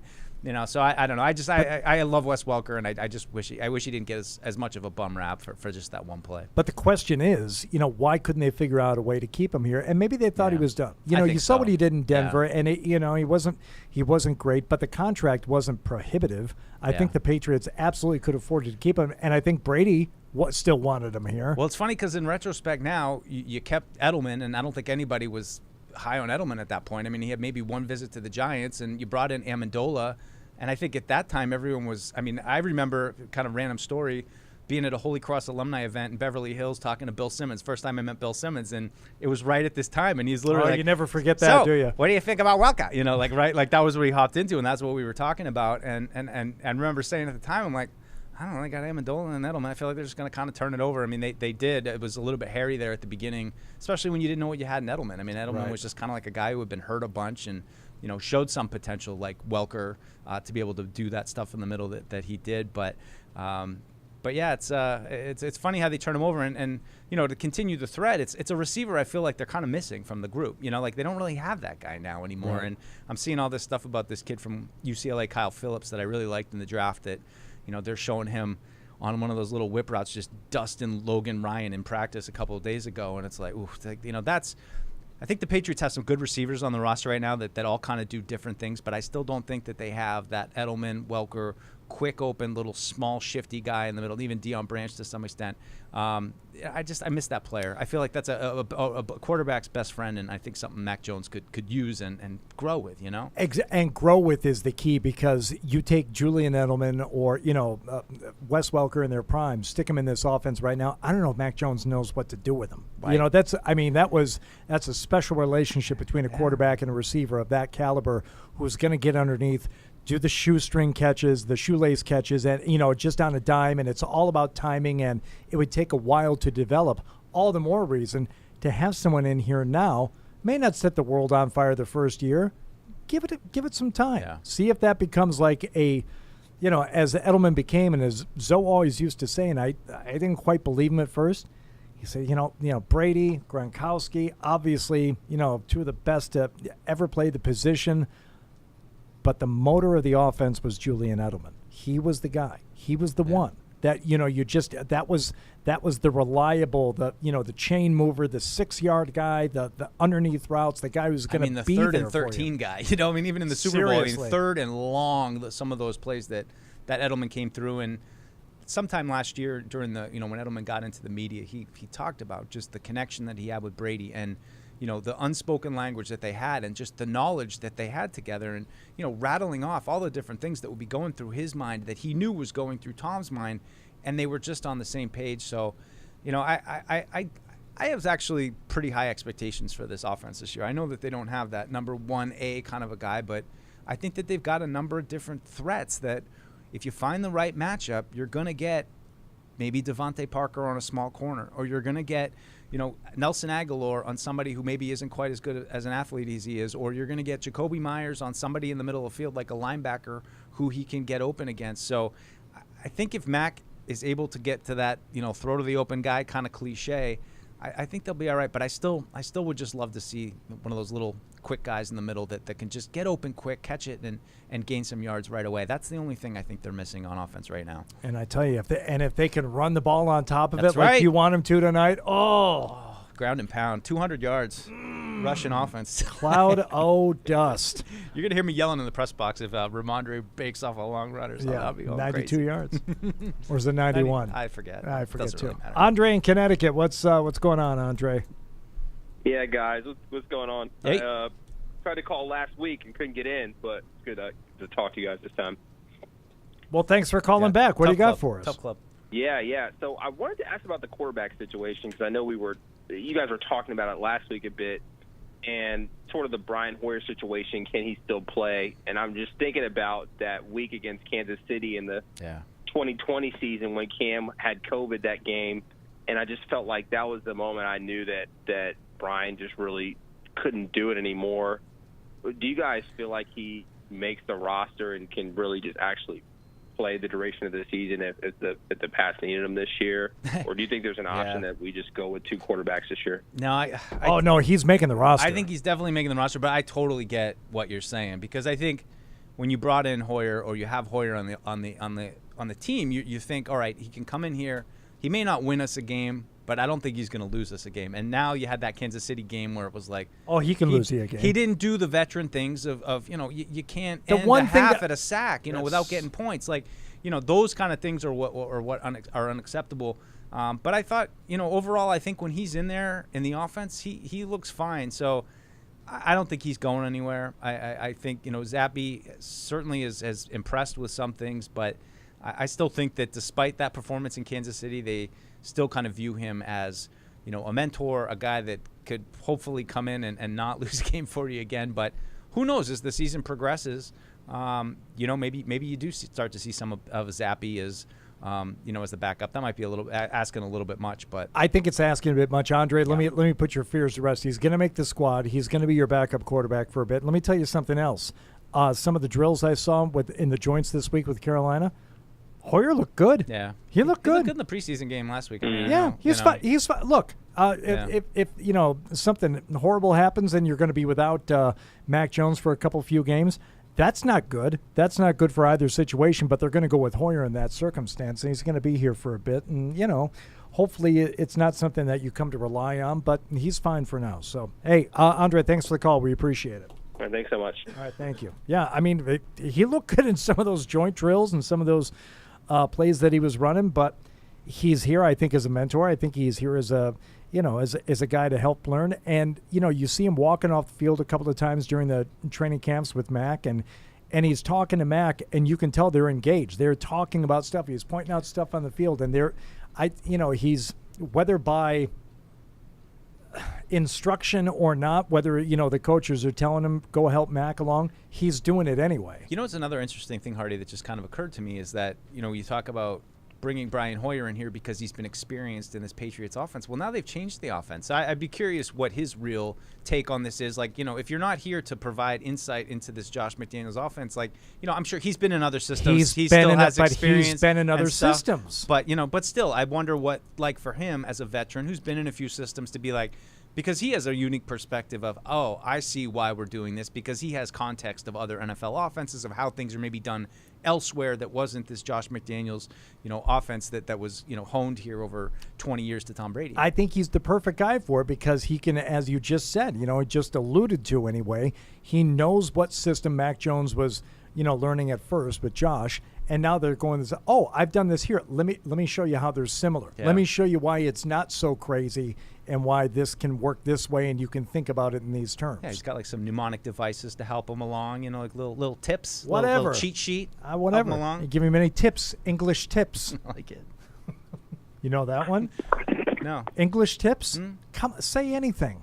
Oh, God. Come on, he's helping Diane Court. Somewhere my wife is disowning me for missing that one up. She won a fellowship. All right, Tony in Canada, what's going on? Hey, guys, I just wanted to ask you how you think the Patriots will do this year. And good. I know that last year they finished 10-7, and I have a feeling that it's going to be more like 7-10. It's going to be the reverse.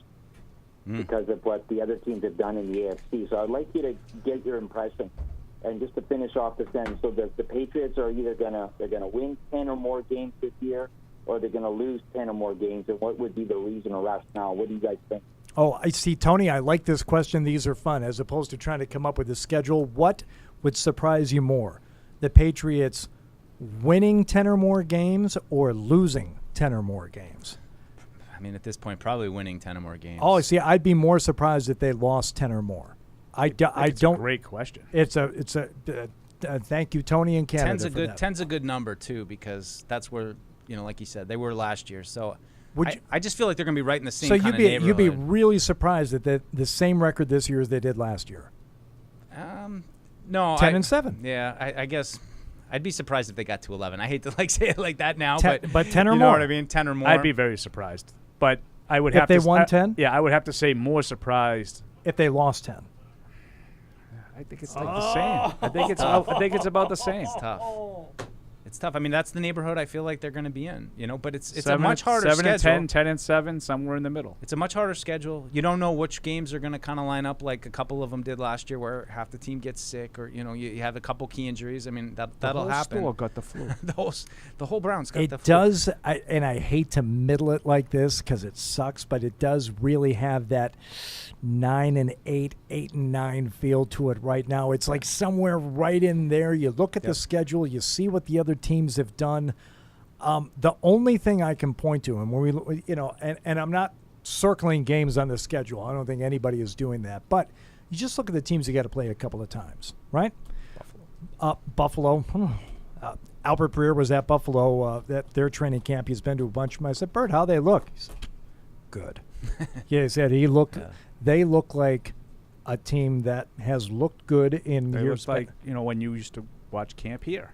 Right. And the ball never hits the ground, and the crispness. They're playing fast and loose. Yeah. I'm like, oh, okay. Now, but to Mike's point, we'll see what happens. You get 2 or 3, really important injuries, and that changes the complexion of your team. Now, but corner right now is a question mark for them. Yeah, it is. And here's the other thing: when you're looking within the division, I look at Miami, who I say, you know what, Tua doesn't stink. They've got Tyreek Hill down there now. That could be, who's their coach? Wait a second. Is he any good? Wait a second. Don't know. And everyone who, I was always the first person to push back. It's like, well, Miami, you can win one or both of those. I'm like, not lately you can. The coaching is different now. Tyreek Hill, I just love to root against anyway. So any reason I have to doubt their ability to, improve upon what they've done in the last couple of years, not that they were great, but I would love it and will be rooting for them to take a step back. So, yeah, I would be surprised. I would be surprised if the Patriots lost 10 or more games this year. I would. I would be much more surprised than if they had won 10. Yeah, I would be too. But I would be, I think, equally surprised if they won 10 or more. Well, then it's equal. Then you're not more. It's equal. Oh, I'm saying, like you said, I would be surprised if they lost 10 or more games. Oh. And I would be.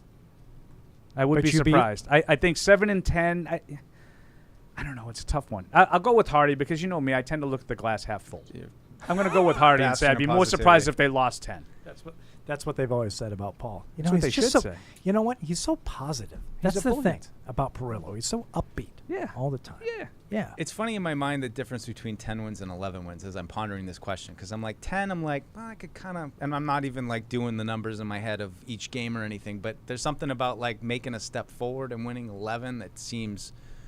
Especially, they really would have to find something this year. And I think it would be there will be a number of surprises, I think, for them to get to that point. Not just the record that they end up with, but the quality of the defense and how they play against some good teams would certainly, I think, be surprising. And I think their ability probably to put up points to defeat some of these offenses would also, be surprising. All right, we have a little break here. We're going to do the over-unders here coming up on the Patriots pregame social. Want to thank Bridgestone, official tire, the New England Patriots. Tire.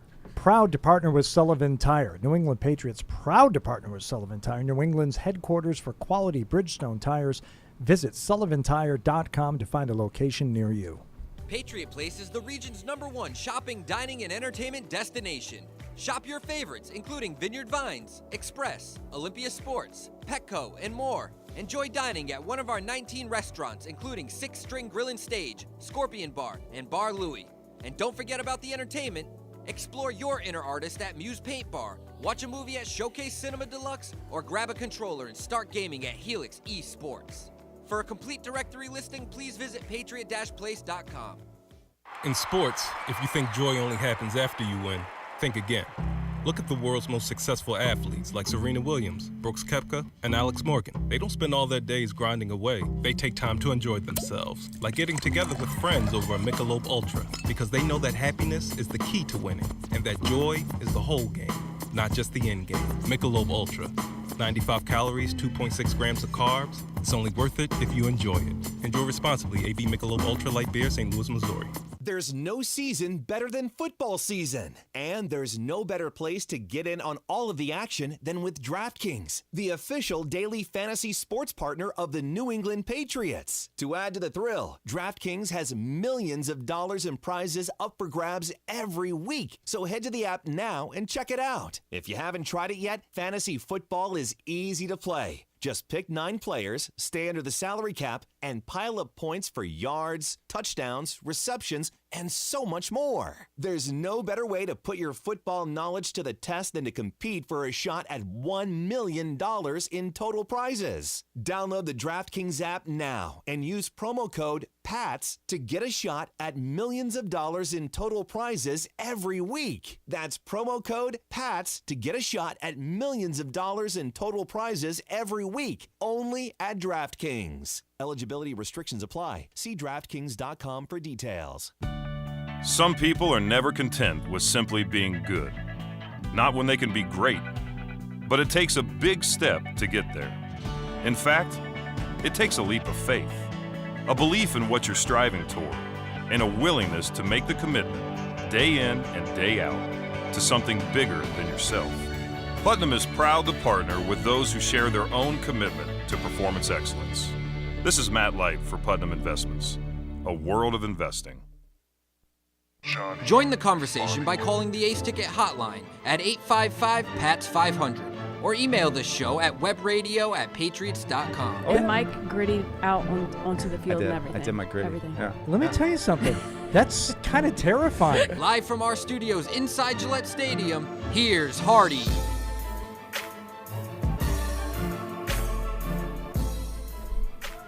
All right, let's get after it here. We're gonna do some over-unders here. Now, before we get into this, are we sure on the totals from last week? Because I thought I did poorly, and you've got me listed at 4-2 here. Did I go 4-2 last week? I don't remember, but I thought that this seems right to me. All right, I think let's we were go. all sort of like a game apart. Let's roll with it the then. 5-1 guy. We're good. Well, I know I went 5-1 because Well, you know. It's time for this week's edition of Over-Unders. You're over me? When were you under me? All right, so to recap, last week, Deuce did what any drunk baby flipping a quarter could do, went 3-3. Paul, being the savant that he is, went 3-1. Drunk baby flipping a quarter. And Hardy showed a little something to the folks watching at home, went 4-2. So now, this week's over-unders, Marine Matt, what do we have? Mac Jones series 1.5. 1.5. I'm gonna go over. I think he'll play the first half. I'm going to go over as well. I think he's going to play somewhere around 15 or 20 snaps, and that should be enough for at least 2 series. Even if they're ridiculously successful drives, I think 20 plays should be 2 series. Better go over, because otherwise, what are we doing? Yeah, what are we doing? What are we doing? I mean, you went an entire preseason game with nothing from anything resembling your starting offense. Better give me at least 2 full series for Mac Jones. Cam McGrone tackles 5.5. Paul Perillo, tough one. C.J. McGrone. I'm going to say under on this one, because I think that the starters are going to play a good chunk of the first half, which would leave him off the field, more than likely. I'll go under. You know what? Just for sport, I'm going to go over. I have nothing to back it up other than I got to catch Paul from last week. Yeah, I'm going to go under. It's going to cost you 2. Total team sacks for the Patriots. 1.5. Oh, God. You know what? Still a little fired up. From practice this week. I'm going to go over. They get at least 2 sacks. Yeah, I mean, they've been disruptive all year. If it's the first team going against the second, third team of the Panthers, I'm going to go over 2. All year. Did you catch that? Disruptive all year. Oh yeah. I'm going to take by month. I mean, month. I'm going to take the over, and I think Deuce's last comment is why. I mean, you have Patriot starters going against Panthers backups. Like Matthew Judon should have sounds like some sacks to me. 4 by himself. Next is Kendrick Bourne touches at 3.5. I hate to do it to him, but I'm gonna go under. I think the slow summer for Kendrick continues. Yeah, I'm going to go under also. I don't know how much these guys are going to play, that he's going to be getting that involved. So I'll take the under. He might play a lot, though.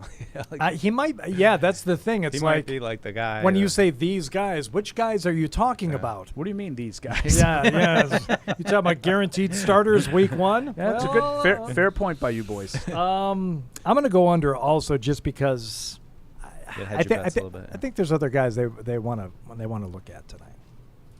Number of times Paul gets called fat on TV tonight. No, I'm just kidding. Right. Number of times TV goes to Paul tonight. Say that. Okay, so who is keeping track of this? LePan? Okay, so here's what I need. Okay. LePan and I will keep. I need some clarification. Now they go to me periodically during the game. Sometimes they show me, sometimes they don't. Does it count anytime I'm talking? So when LePan sent me this, he said number of times they consult you. So we'll call it consulting. I'll take the over then. I think this is an easy one. If you're going over just on consulting alone, yeah. I mean, that's because they'll just show you sometimes. I think I'll talk more than. Yeah, I think I'll thumbs up and. Well, I think I'll talk 4 times or more. I think we should increase this number to make, because we're all going to go over 3.5. Can we make it like 5.5? Sure, that doesn't hurt me. Yeah, let's do that. Let's do 5.5. Okay, changing. And I'm still going over. Yeah, me too. I am a little concerned because, in general terms, I've been doing this for about a decade now, having fun in the Bob's Discount Furniture Studios. And in general, when the starters are on the field, you get less Paul. Yep. And the starters are going to be on the field, at least for a while in the first half. But I'm still going to take the over. I'm going to go under. I think it's a tough night. It's a tough night for Paul. Yeah. I like it. I like it. So I think after they confused Zoe for me, I think Zoe's feeling a little animosity towards Patriots.com. He's not going to throw it to Paul. All reasons. I don't know if they're good, but they're reasons. So Zoe's mad at Patriots.com generally because somebody said sup Zoe to me. Sup Zoe. Right. And ending with the total score of 40.5. Over. Yeah, I'm going to go for the over too. I want to see some points today. I'm going to take the under because I'm not sure Matt Corral is going to deal well with some of the Patriots starters in the second quarter when he plays. So I don't think Carolina's going to score a whole lot. Ooh, yeah, I forgot. There's another team out there. Yeah. Matt will put 40 up himself. I don't know that he will. Oh, okay. Especially if they run the ball all night like you want them to, Deuce. All game long. All right. Very good. Good stuff. Good job. Appreciate you. Thank you so much. The play calling, of course, continues to be an issue. It continues to be talked about.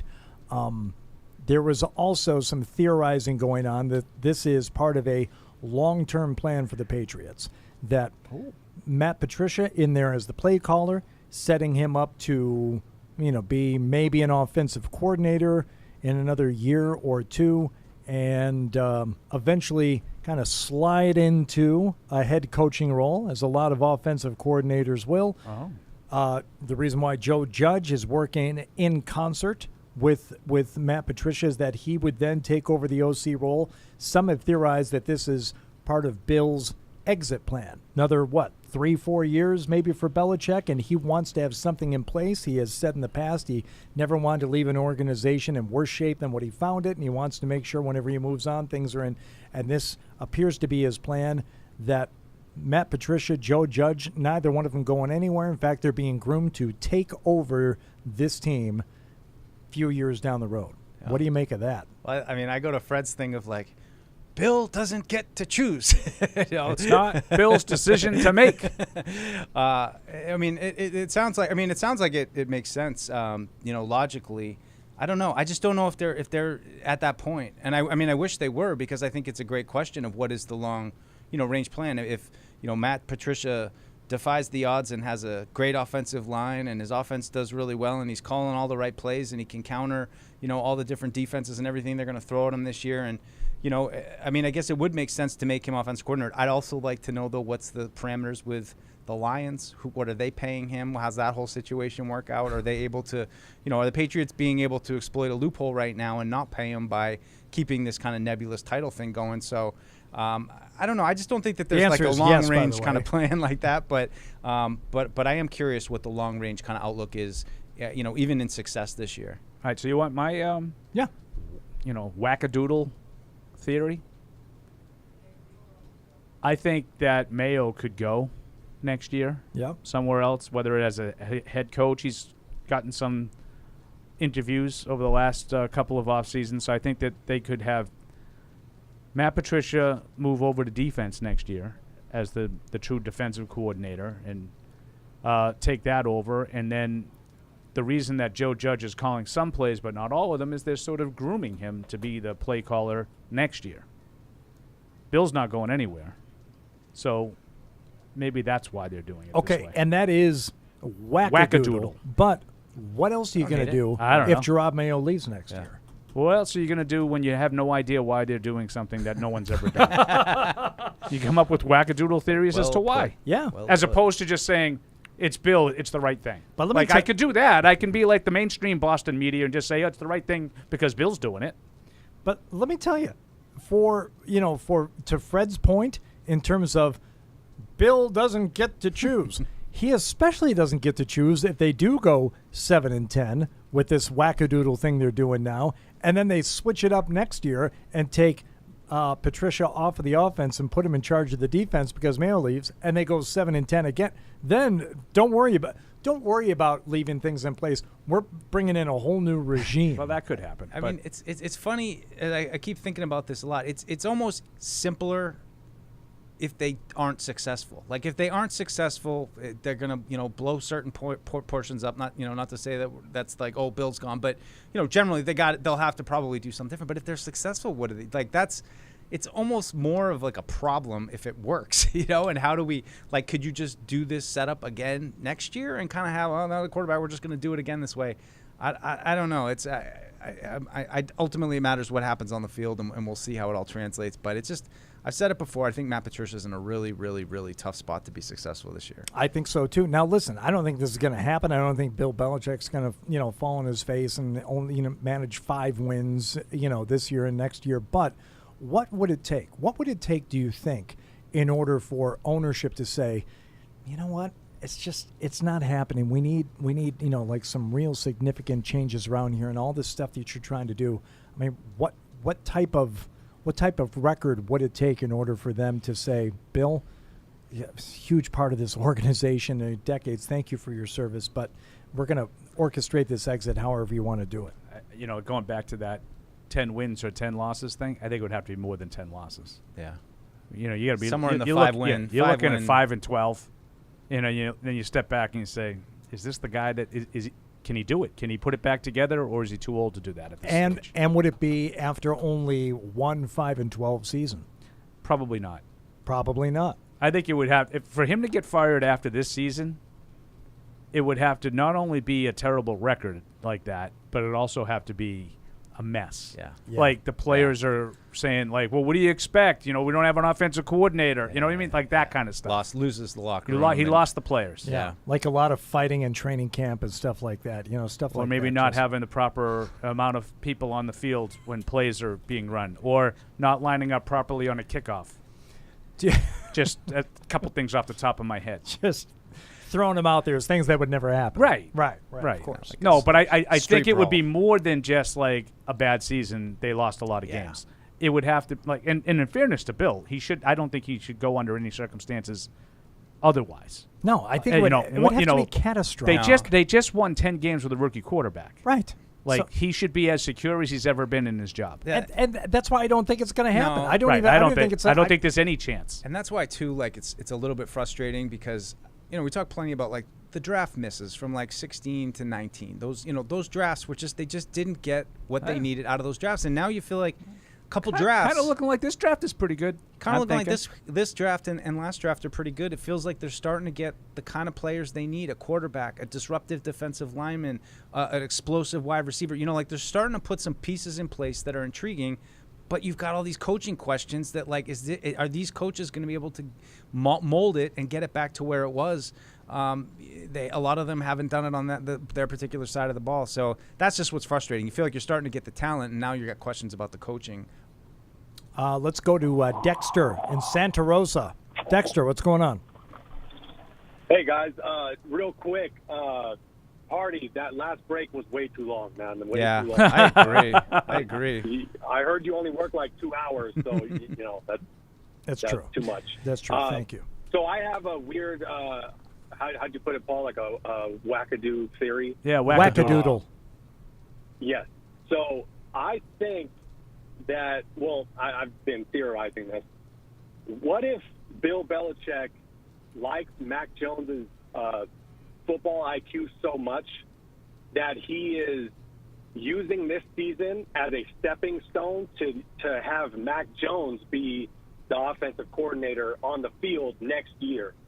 And what I mean by that is he's going to use Patricia, Judge, and himself as a guide this year to him to, maybe Bill calls in for the plays or something like that, with the idea of, we've heard it all offseason of dumbing it down, making it simpler for the wide receivers.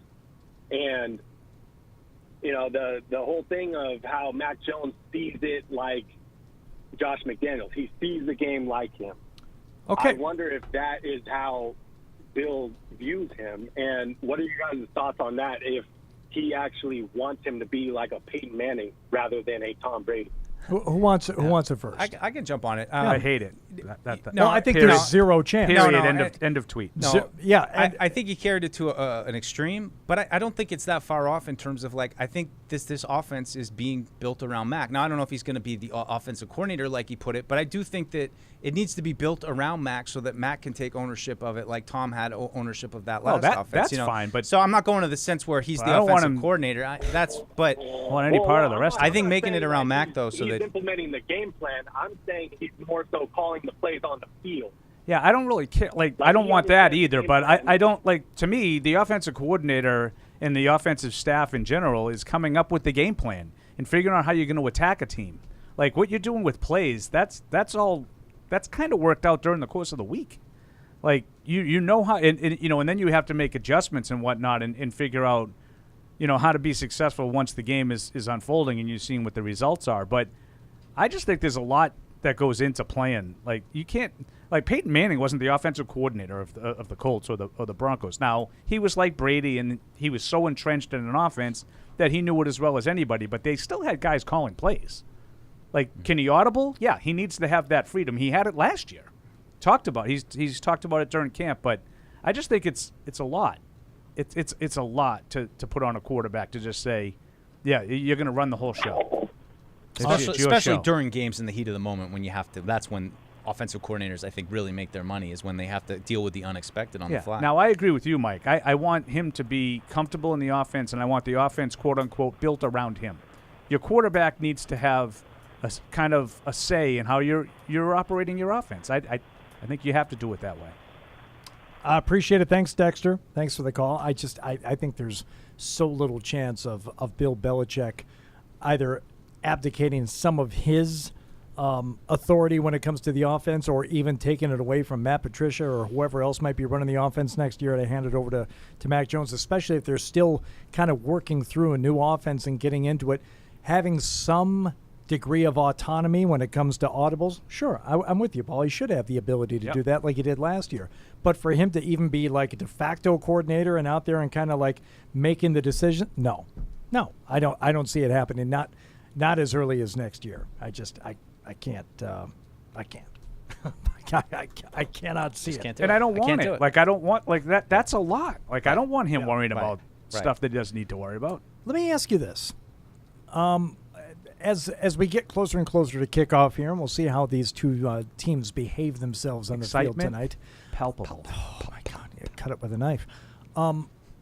anything good to take away from the chippiness of the practices this week? That was, there are two sides to it. Either like this is awful the way, these teams are acting out here, and from a You Patriots can make an argument the other side. Patriots perspective. Well, do you feel that way, and would you make that argument that there is something good to take away from the Patriots getting into 5 sideline clearing brawls over the course of 2 days? Yeah, I mean, I think that you could make an argument that they showed good camaraderie and team, sticking up for each other. Yeah, like good teammates and whatnot, and they were, they like Dietrich Wise, like his reaction was like, you're not going to do that to my guy and think that there's not going to be any repercussions, and the fact that the whole team was, you could make that argument. I tend to think that's probably a little overblown. I think when your team gets in a fight, you're going to rally to the defense of you know what I mean? Mm-hmm. Like I can't really imagine too many scenarios where like people didn't stick up for their teammate. I can't really think of that. To me, it's kind of more undisciplined and troublesome. It felt a little extreme, but yeah, as much as I want to say, oh, it's great to see them, it's just undisciplined from both teams, and it was not enjoyable. It was just kind of an ugly scene at practice, and I just hope that today they'll I'm sure all that stuff's behind them, and I hope so, because I did not take away anything positive from it. The camaraderie, yes. If you got somebody who's hurt and they're standing over it, that one you can excuse. And by the way, my favorite question of the whole week was when we had Dietrich Wise on, and he said that, and I said, when you're not involved in the play, and then do you get that nervous feeling in your stomach, like now I have to go fight? Like, am I going to be able to go handle myself? Because I get that. You just see red and it's go time. I get that way too. It's like, oh, I really don't want to do that. I guess I'll fight you. Yeah, exactly. No, I don't think Dietrich Wise is afraid of anything on this earth. But, back to the point here, I don't look at it as being anything positive. You're either instigating some of this stuff, which speaks to, kind of an unhinged, unfocused, undisciplined mentality, or you're allowing yourself to be dragged down by another team that's starting these things, not a couple of times, twice on Tuesday. Do you think they read the riot act Tuesday after they got off the field, and again on Wednesday before they headed out? Yeah, I think they probably I think it was probably addressed, but then to have it happen 2 more times on Wednesday? Right. Yeah, I don't know. It's crazy. I mean, it is hard to. Things happen. Yeah. Yeah. But it only takes, and I think a lot of it was, like they said, it was a little bit of a misunderstanding. I mean, certainly, it looked like initially that Wilkerson had been hurt, and what it could have been almost seemed initially to the eye of a revenge scenario, that kind of thing. And so, you understand why everybody got upset, but I think it also just speaks to these are 2 teams that are, I think younger teams trying to find themselves, and it's a little bit more scrappy. I think they're a little bit more on even playing field than we might realize in terms of, these are young teams that aren't established and are trying to make their way and trying to show that fight. Warm-ups are happening right now, and we're looking at the field right now. Who you got there, Deuce? I got Ty Montgomery, who there you go. I think he is. He's quickly shot Ty Montgomery to the top of one of the coolest guys on the team. Like, he just has this cool calm about him. He doesn't really get too much into his answers, but I think he's the coolest new addition this year. And we see Mac Jones, as they would call him in Baltimore, out there on the field right now. Mac Jones. Yeah. As he's getting his stretching in, getting the warm-ups in, presumably starting for the Patriots on offense tonight, hopefully going at least a couple of series so we can So get what do an they idea start of what with they look tonight? like. So Mac Jones is out there. Yep. Is it Parker, Myers, Aguilar with Damian Jonnu Smith and Damian Harris? Sure, I like that. Yeah, could just. What do you guys hearing on Hunter Henry?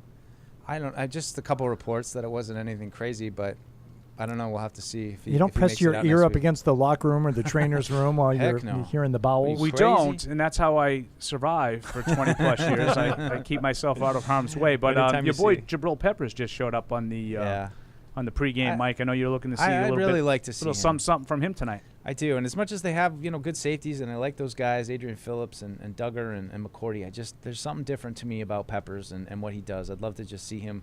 There he is, I just still can't get used to these single digits for these guys. But yeah, he just looks active. He looks involved. He looks like he knows what he's doing. He's directing guys around. He's vocal. He just has a presence instantly on the defense, just in the limited couple of days of extended work we've seen from him so far. Let's go to Greg in California here. Greg, you're on the Patriots Pregame Social. What do you got for us? Hey guys, I've been listening this whole time pretty much, and I heard a question a couple minutes ago about would you be more surprised if they lost or won 10 games? Yeah. And I was kind of surprised that you guys kind of being conflicted about that, because I would think, like last year, everyone you guys kind of said they overachieved last year because so many things fell their way. But I'd say between the Dolphins losing that fumble, the Buccaneers missing a field goal, and the Cowboys, we realistically had every shot to win that game. I feel like we lost more games we should have won than the other way around. You think that they should have beaten Tampa Bay and Dallas? They should have won those games. Yeah, if you Dallas. You realize Dallas had almost 600 yards of offense in that game, right? Yeah, well, we got them to the point where if they didn't convert them. No, I understand you could have won the game, but it's hard to say that you should have won a game that you got outplayed that badly in. Right? I mean, well, it's just kind of the nature of the Cowboys versus us, where we kind of were disciplined enough to keep them out of the end zone while they were fumbling the game away. Yeah, and then you threw a pick six and fell behind in the fourth quarter. But, Patriots looking very disciplined tricky. So far this preseason. Tricky discipline. Greg. Yeah. Look, Greg, I'm falling on your side of this, I think, by saying I'd be more surprised if they lost 10. However, I do not look at last year as saying, they were a lot better than that 10-7 record would indicate. I don't feel that way at all. And they're also not better personnel-wise from what they were last year. We'll see if some of the guys that have come in, like Mike just mentioned Ty Montgomery. I don't know. Is he better than what they got from that spot last year? Is Raekwon McMillan better? Is Raekwon McMillan better than Dante Hightower? I don't know. Yeah. Maybe they are. But, they lost J.C. Jackson. Is Jalen Mills better than him? Do you feel like they overachieved last year? I felt like they kind of ended up where they were. I felt like they overachieved record-wise, but it was because of the reason that you said. They caught a couple of teams that I felt like on paper were better than them, but on that day they didn't have those. They didn't have the team on paper. It was like they played a shell of what Tennessee was. That got the number 1 seed. Maybe none of those guys played that day. You know what, Deuce? I'll say a game. We always say your record is, your record reflects what your team is. I think maybe that was more like a 9-8 team last year. Quite frankly, I don't know that they're 10-7. You saw what are you smiling? No, I about? just laugh they're 9-8, not 10-7. Well, seriously, the 7-game win streak in the middle of the season. They're really the type of team that rattles off 7 straight wins based on what you saw against Buffalo? No, but based on the 7 games, And listen, I know this is like a loser lament on the other side. This is like what the caller was just doing. He's cherry picking all the games they lost and telling you how they could. Yeah, they could have won. They could have beaten Dallas. The game went into overtime. They could have won the game. Obviously, an overtime game by definition is winnable, but to suggest that they should have won it, the 7 games that they won in a row, you saw the other 2 games against Buffalo. In retrospect, take away your Patriots colored glasses. Right. If the weather isn't such that night, do you really think the Patriots would have beaten them on the first Monday night game? No. Okay, that was one of the 7 games that they won in a row. If A.J. Brown, Julio Jones, and Derrick Henry play against Tennessee, do you think that game may have been different? Yes. Yeah. That's all I'm saying. And I'll give you those 2. And I would say maybe the first Miami game. That's the only game I would say that they lost that I maybe think they should have won. The other ones could have gone either way, but they absolutely could have won. The Titans that and the game. Bills. Were they gonna lose to the Falcons even if they had everybody? Oh no. The rest they took care of the teams that they were better than. Yeah. So but they overachieved in that they beat 2 teams in Buffalo and Tennessee that probably are better than they are. Yeah. But the day that they played for different reasons, that didn't come to fruition because Tennessee, the entire team, I'm not even talking about the guys on defense that didn't play. The whole team had the flu. Literally, their whole interior, the 2 defensive tackles and 2 linebackers didn't play either. They literally were out without everybody. And then Buffalo, I'm sorry, if the other 2 games didn't happen, I would say, well, that's a loser. The weather's the weather. The weather's the same for everybody. But they played 2 other games where the weather wasn't a factor and they didn't make them punt. Like, they didn't make them punt in the 2 other games. Yes. So my guess is you probably would have lost the game if the wind wasn't such a factor that night. Ironically, if it weren't for the wind, they would have been blown out. Oh. I'm with you, Hardy. I'm with you, Hardy. I'm like, I could have seen 9 wins. I could see 9 come on in. The water's fine in here. I could have seen 9. Like, they had an easy schedule last year, and they took care of the Jets twice in Jacksonville and Carolina and Atlanta. Like, I could have seen 9 wins. I think the schedule is a little tougher this year. It's definitely tougher. But then you do have a handful of those games where the AFC is tougher. Yes, like, the teams have improved. The AFC is tougher, but we're not circling wins, so we shouldn't circle losses either. And everyone's circling Green Bay as a loss. And let's face it, it's Aaron Rodgers, it's Green Bay, it's in Green Bay. That's a tough game. Could you see them having a hiccup like they did early last year? Now, it didn't last long. I think it was only 1 game for Green Bay. I could absolutely see that. They're a mess. But right now, Green Bay's a mess. Green Bay Rodgers just had a meeting with his wide receivers where he finger wagged them all and told them all what they're doing wrong. Yeah. And so I could see them having an early season slip up. He's excusing himself in the middle of pre-games to go get rid of the rest of the ayahuasca that's still in his system. Just going off of tonight, back to this game tonight. Mark Daniels just tweeted out he hasn't seen Kendrick Bourne on the field. All the other wide receivers are out there warming up. So I'm going under on Kendrick Bourne touches. Yep, we all went under. Okay, good. Whoops. Yeah, we all went. Something interesting. That's interesting. All right. Any other surprises you think we could see tonight? I mean, I don't know. I mean, is it mostly a Brian Hoyer taking over for? Or is it a zappy night once Mac Jones goes out? What are we going to see? That's a good question. I mean, I would just be on the lookout for young, less proven guys playing early with the starters. When you're like, is Marcus Jones getting out there in the slot with the top defense? It's good. Does Trey Nixon get any chance with Kendrick Bourne out? Does he get some run with Mac early on? I think anything that gives you kind of an indication that there's a young guy that they want to just see play with the starters to see how they kind of look in comparison with the actual top guys. That's we're looking right now at Godshaw. Any of those Sam Roberts, LeBrian Ray, any of those guys get a chance up front. Any of those players potentially making a push here as you're getting into. I mean, we only got another week of training. And it's not even training camp anymore, really, preseason. So that'll be what I'll be looking for. I don't know though, Hoyer, Zappy, how they'll divide that up. If Hoyer is indeed the second quarterback, I think he will be. If he gets in the game in the first half, I think you might see some Zappy. Okay. If Mac plays the whole first half, I think it might be Hoyer in the side. Is it unreasonable for us to want to see the first-team offense, including Mac Jones, for an entire half of football tonight? Am I being a jerk in requesting that?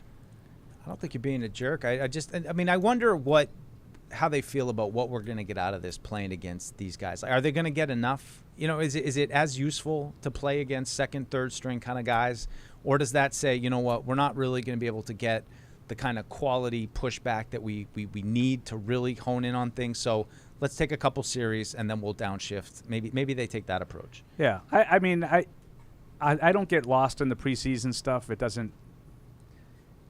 just doesn't get me going. Like, I mean, whatever they do. I mean, I'm sure there's guys like Hunter Henry that are dealing with stuff, and now they're saying that no one's seen Trent Brown. So are you going to be without both of your tackles? Oof. I'm not necessarily, I don't have to have him out there any longer than he needs to be if both tackles are out. You know what I mean? For sure. I mean, because you're talking, you got Kajust and then who? I don't know who the other tackle will be. Will Sherman maybe? Herron's been out. Are we talking about Hambright? I mean, playing tackle. I mean, he played tackle in college, but I don't know. This is what you're dealing with going into this game of, I mean, I would just say if Trent Brown's out, you got to be careful with Mac. Any reports on the kicking game? You know how I love some kicker talk. Anything to report from what we've seen in camp? I think your boy Nick Folk looks exactly the way he has the last couple of years. Now, I will also say that Tristan Vizcaino has made virtually all of his kicks too. They both went 4 for 5 at the end of practice on Tuesday. Folk did it on Tuesday, Vizcaino on Wednesday. The kicking game looks good. Okay. Well, that's the most important part of the game. Pencil him now. It gets overlooked all the time, and it is this league-wide discrimination against kickers. I agree. If you don't want to led by me. If if you don't want to take kicking out of the game, then forget about the extra points and the field goals. It's a huge part of the game. I think they're getting close to getting there. I mean, they basically legislated the kickoff out of the game, right? Are we getting close to 2 preseason games? How many years away will this be our last preseason show of the year? It can't come fast enough, but I got to say, right now I'm feeling 3 is so much better than 4. I'm just imagining having 3 more after this. I'm going to tell you right now, I agree. Next year will be the last year we have to do 3 preseason games. Yeah, my guess is there's a date, like a year in the CBA that allows them to revisit this stuff. Yes. And as soon as whatever that is, my guess is it'll go to 18-2. Right. You have 1 game of backups, 1 game with your starters. Let's go. What else do you need? Yep. Come on, what are we doing? A couple of beers. Yeah, no beers, chili, right? Yeah. All right, this has been a lot of fun, guys. Good show. Really good stuff. Good show. Thank you to Augusta Stone. Very good, Hardy. For joining us here from Panthers.com. Tamara Brown, who went off to do her duties. Always good to mix it up here, and thank you to everybody who called in. We hope that you will join us for the Patriots post-game show after we conclude preseason game number 2 here tonight from Gillette Stadium. We'll talk to you then.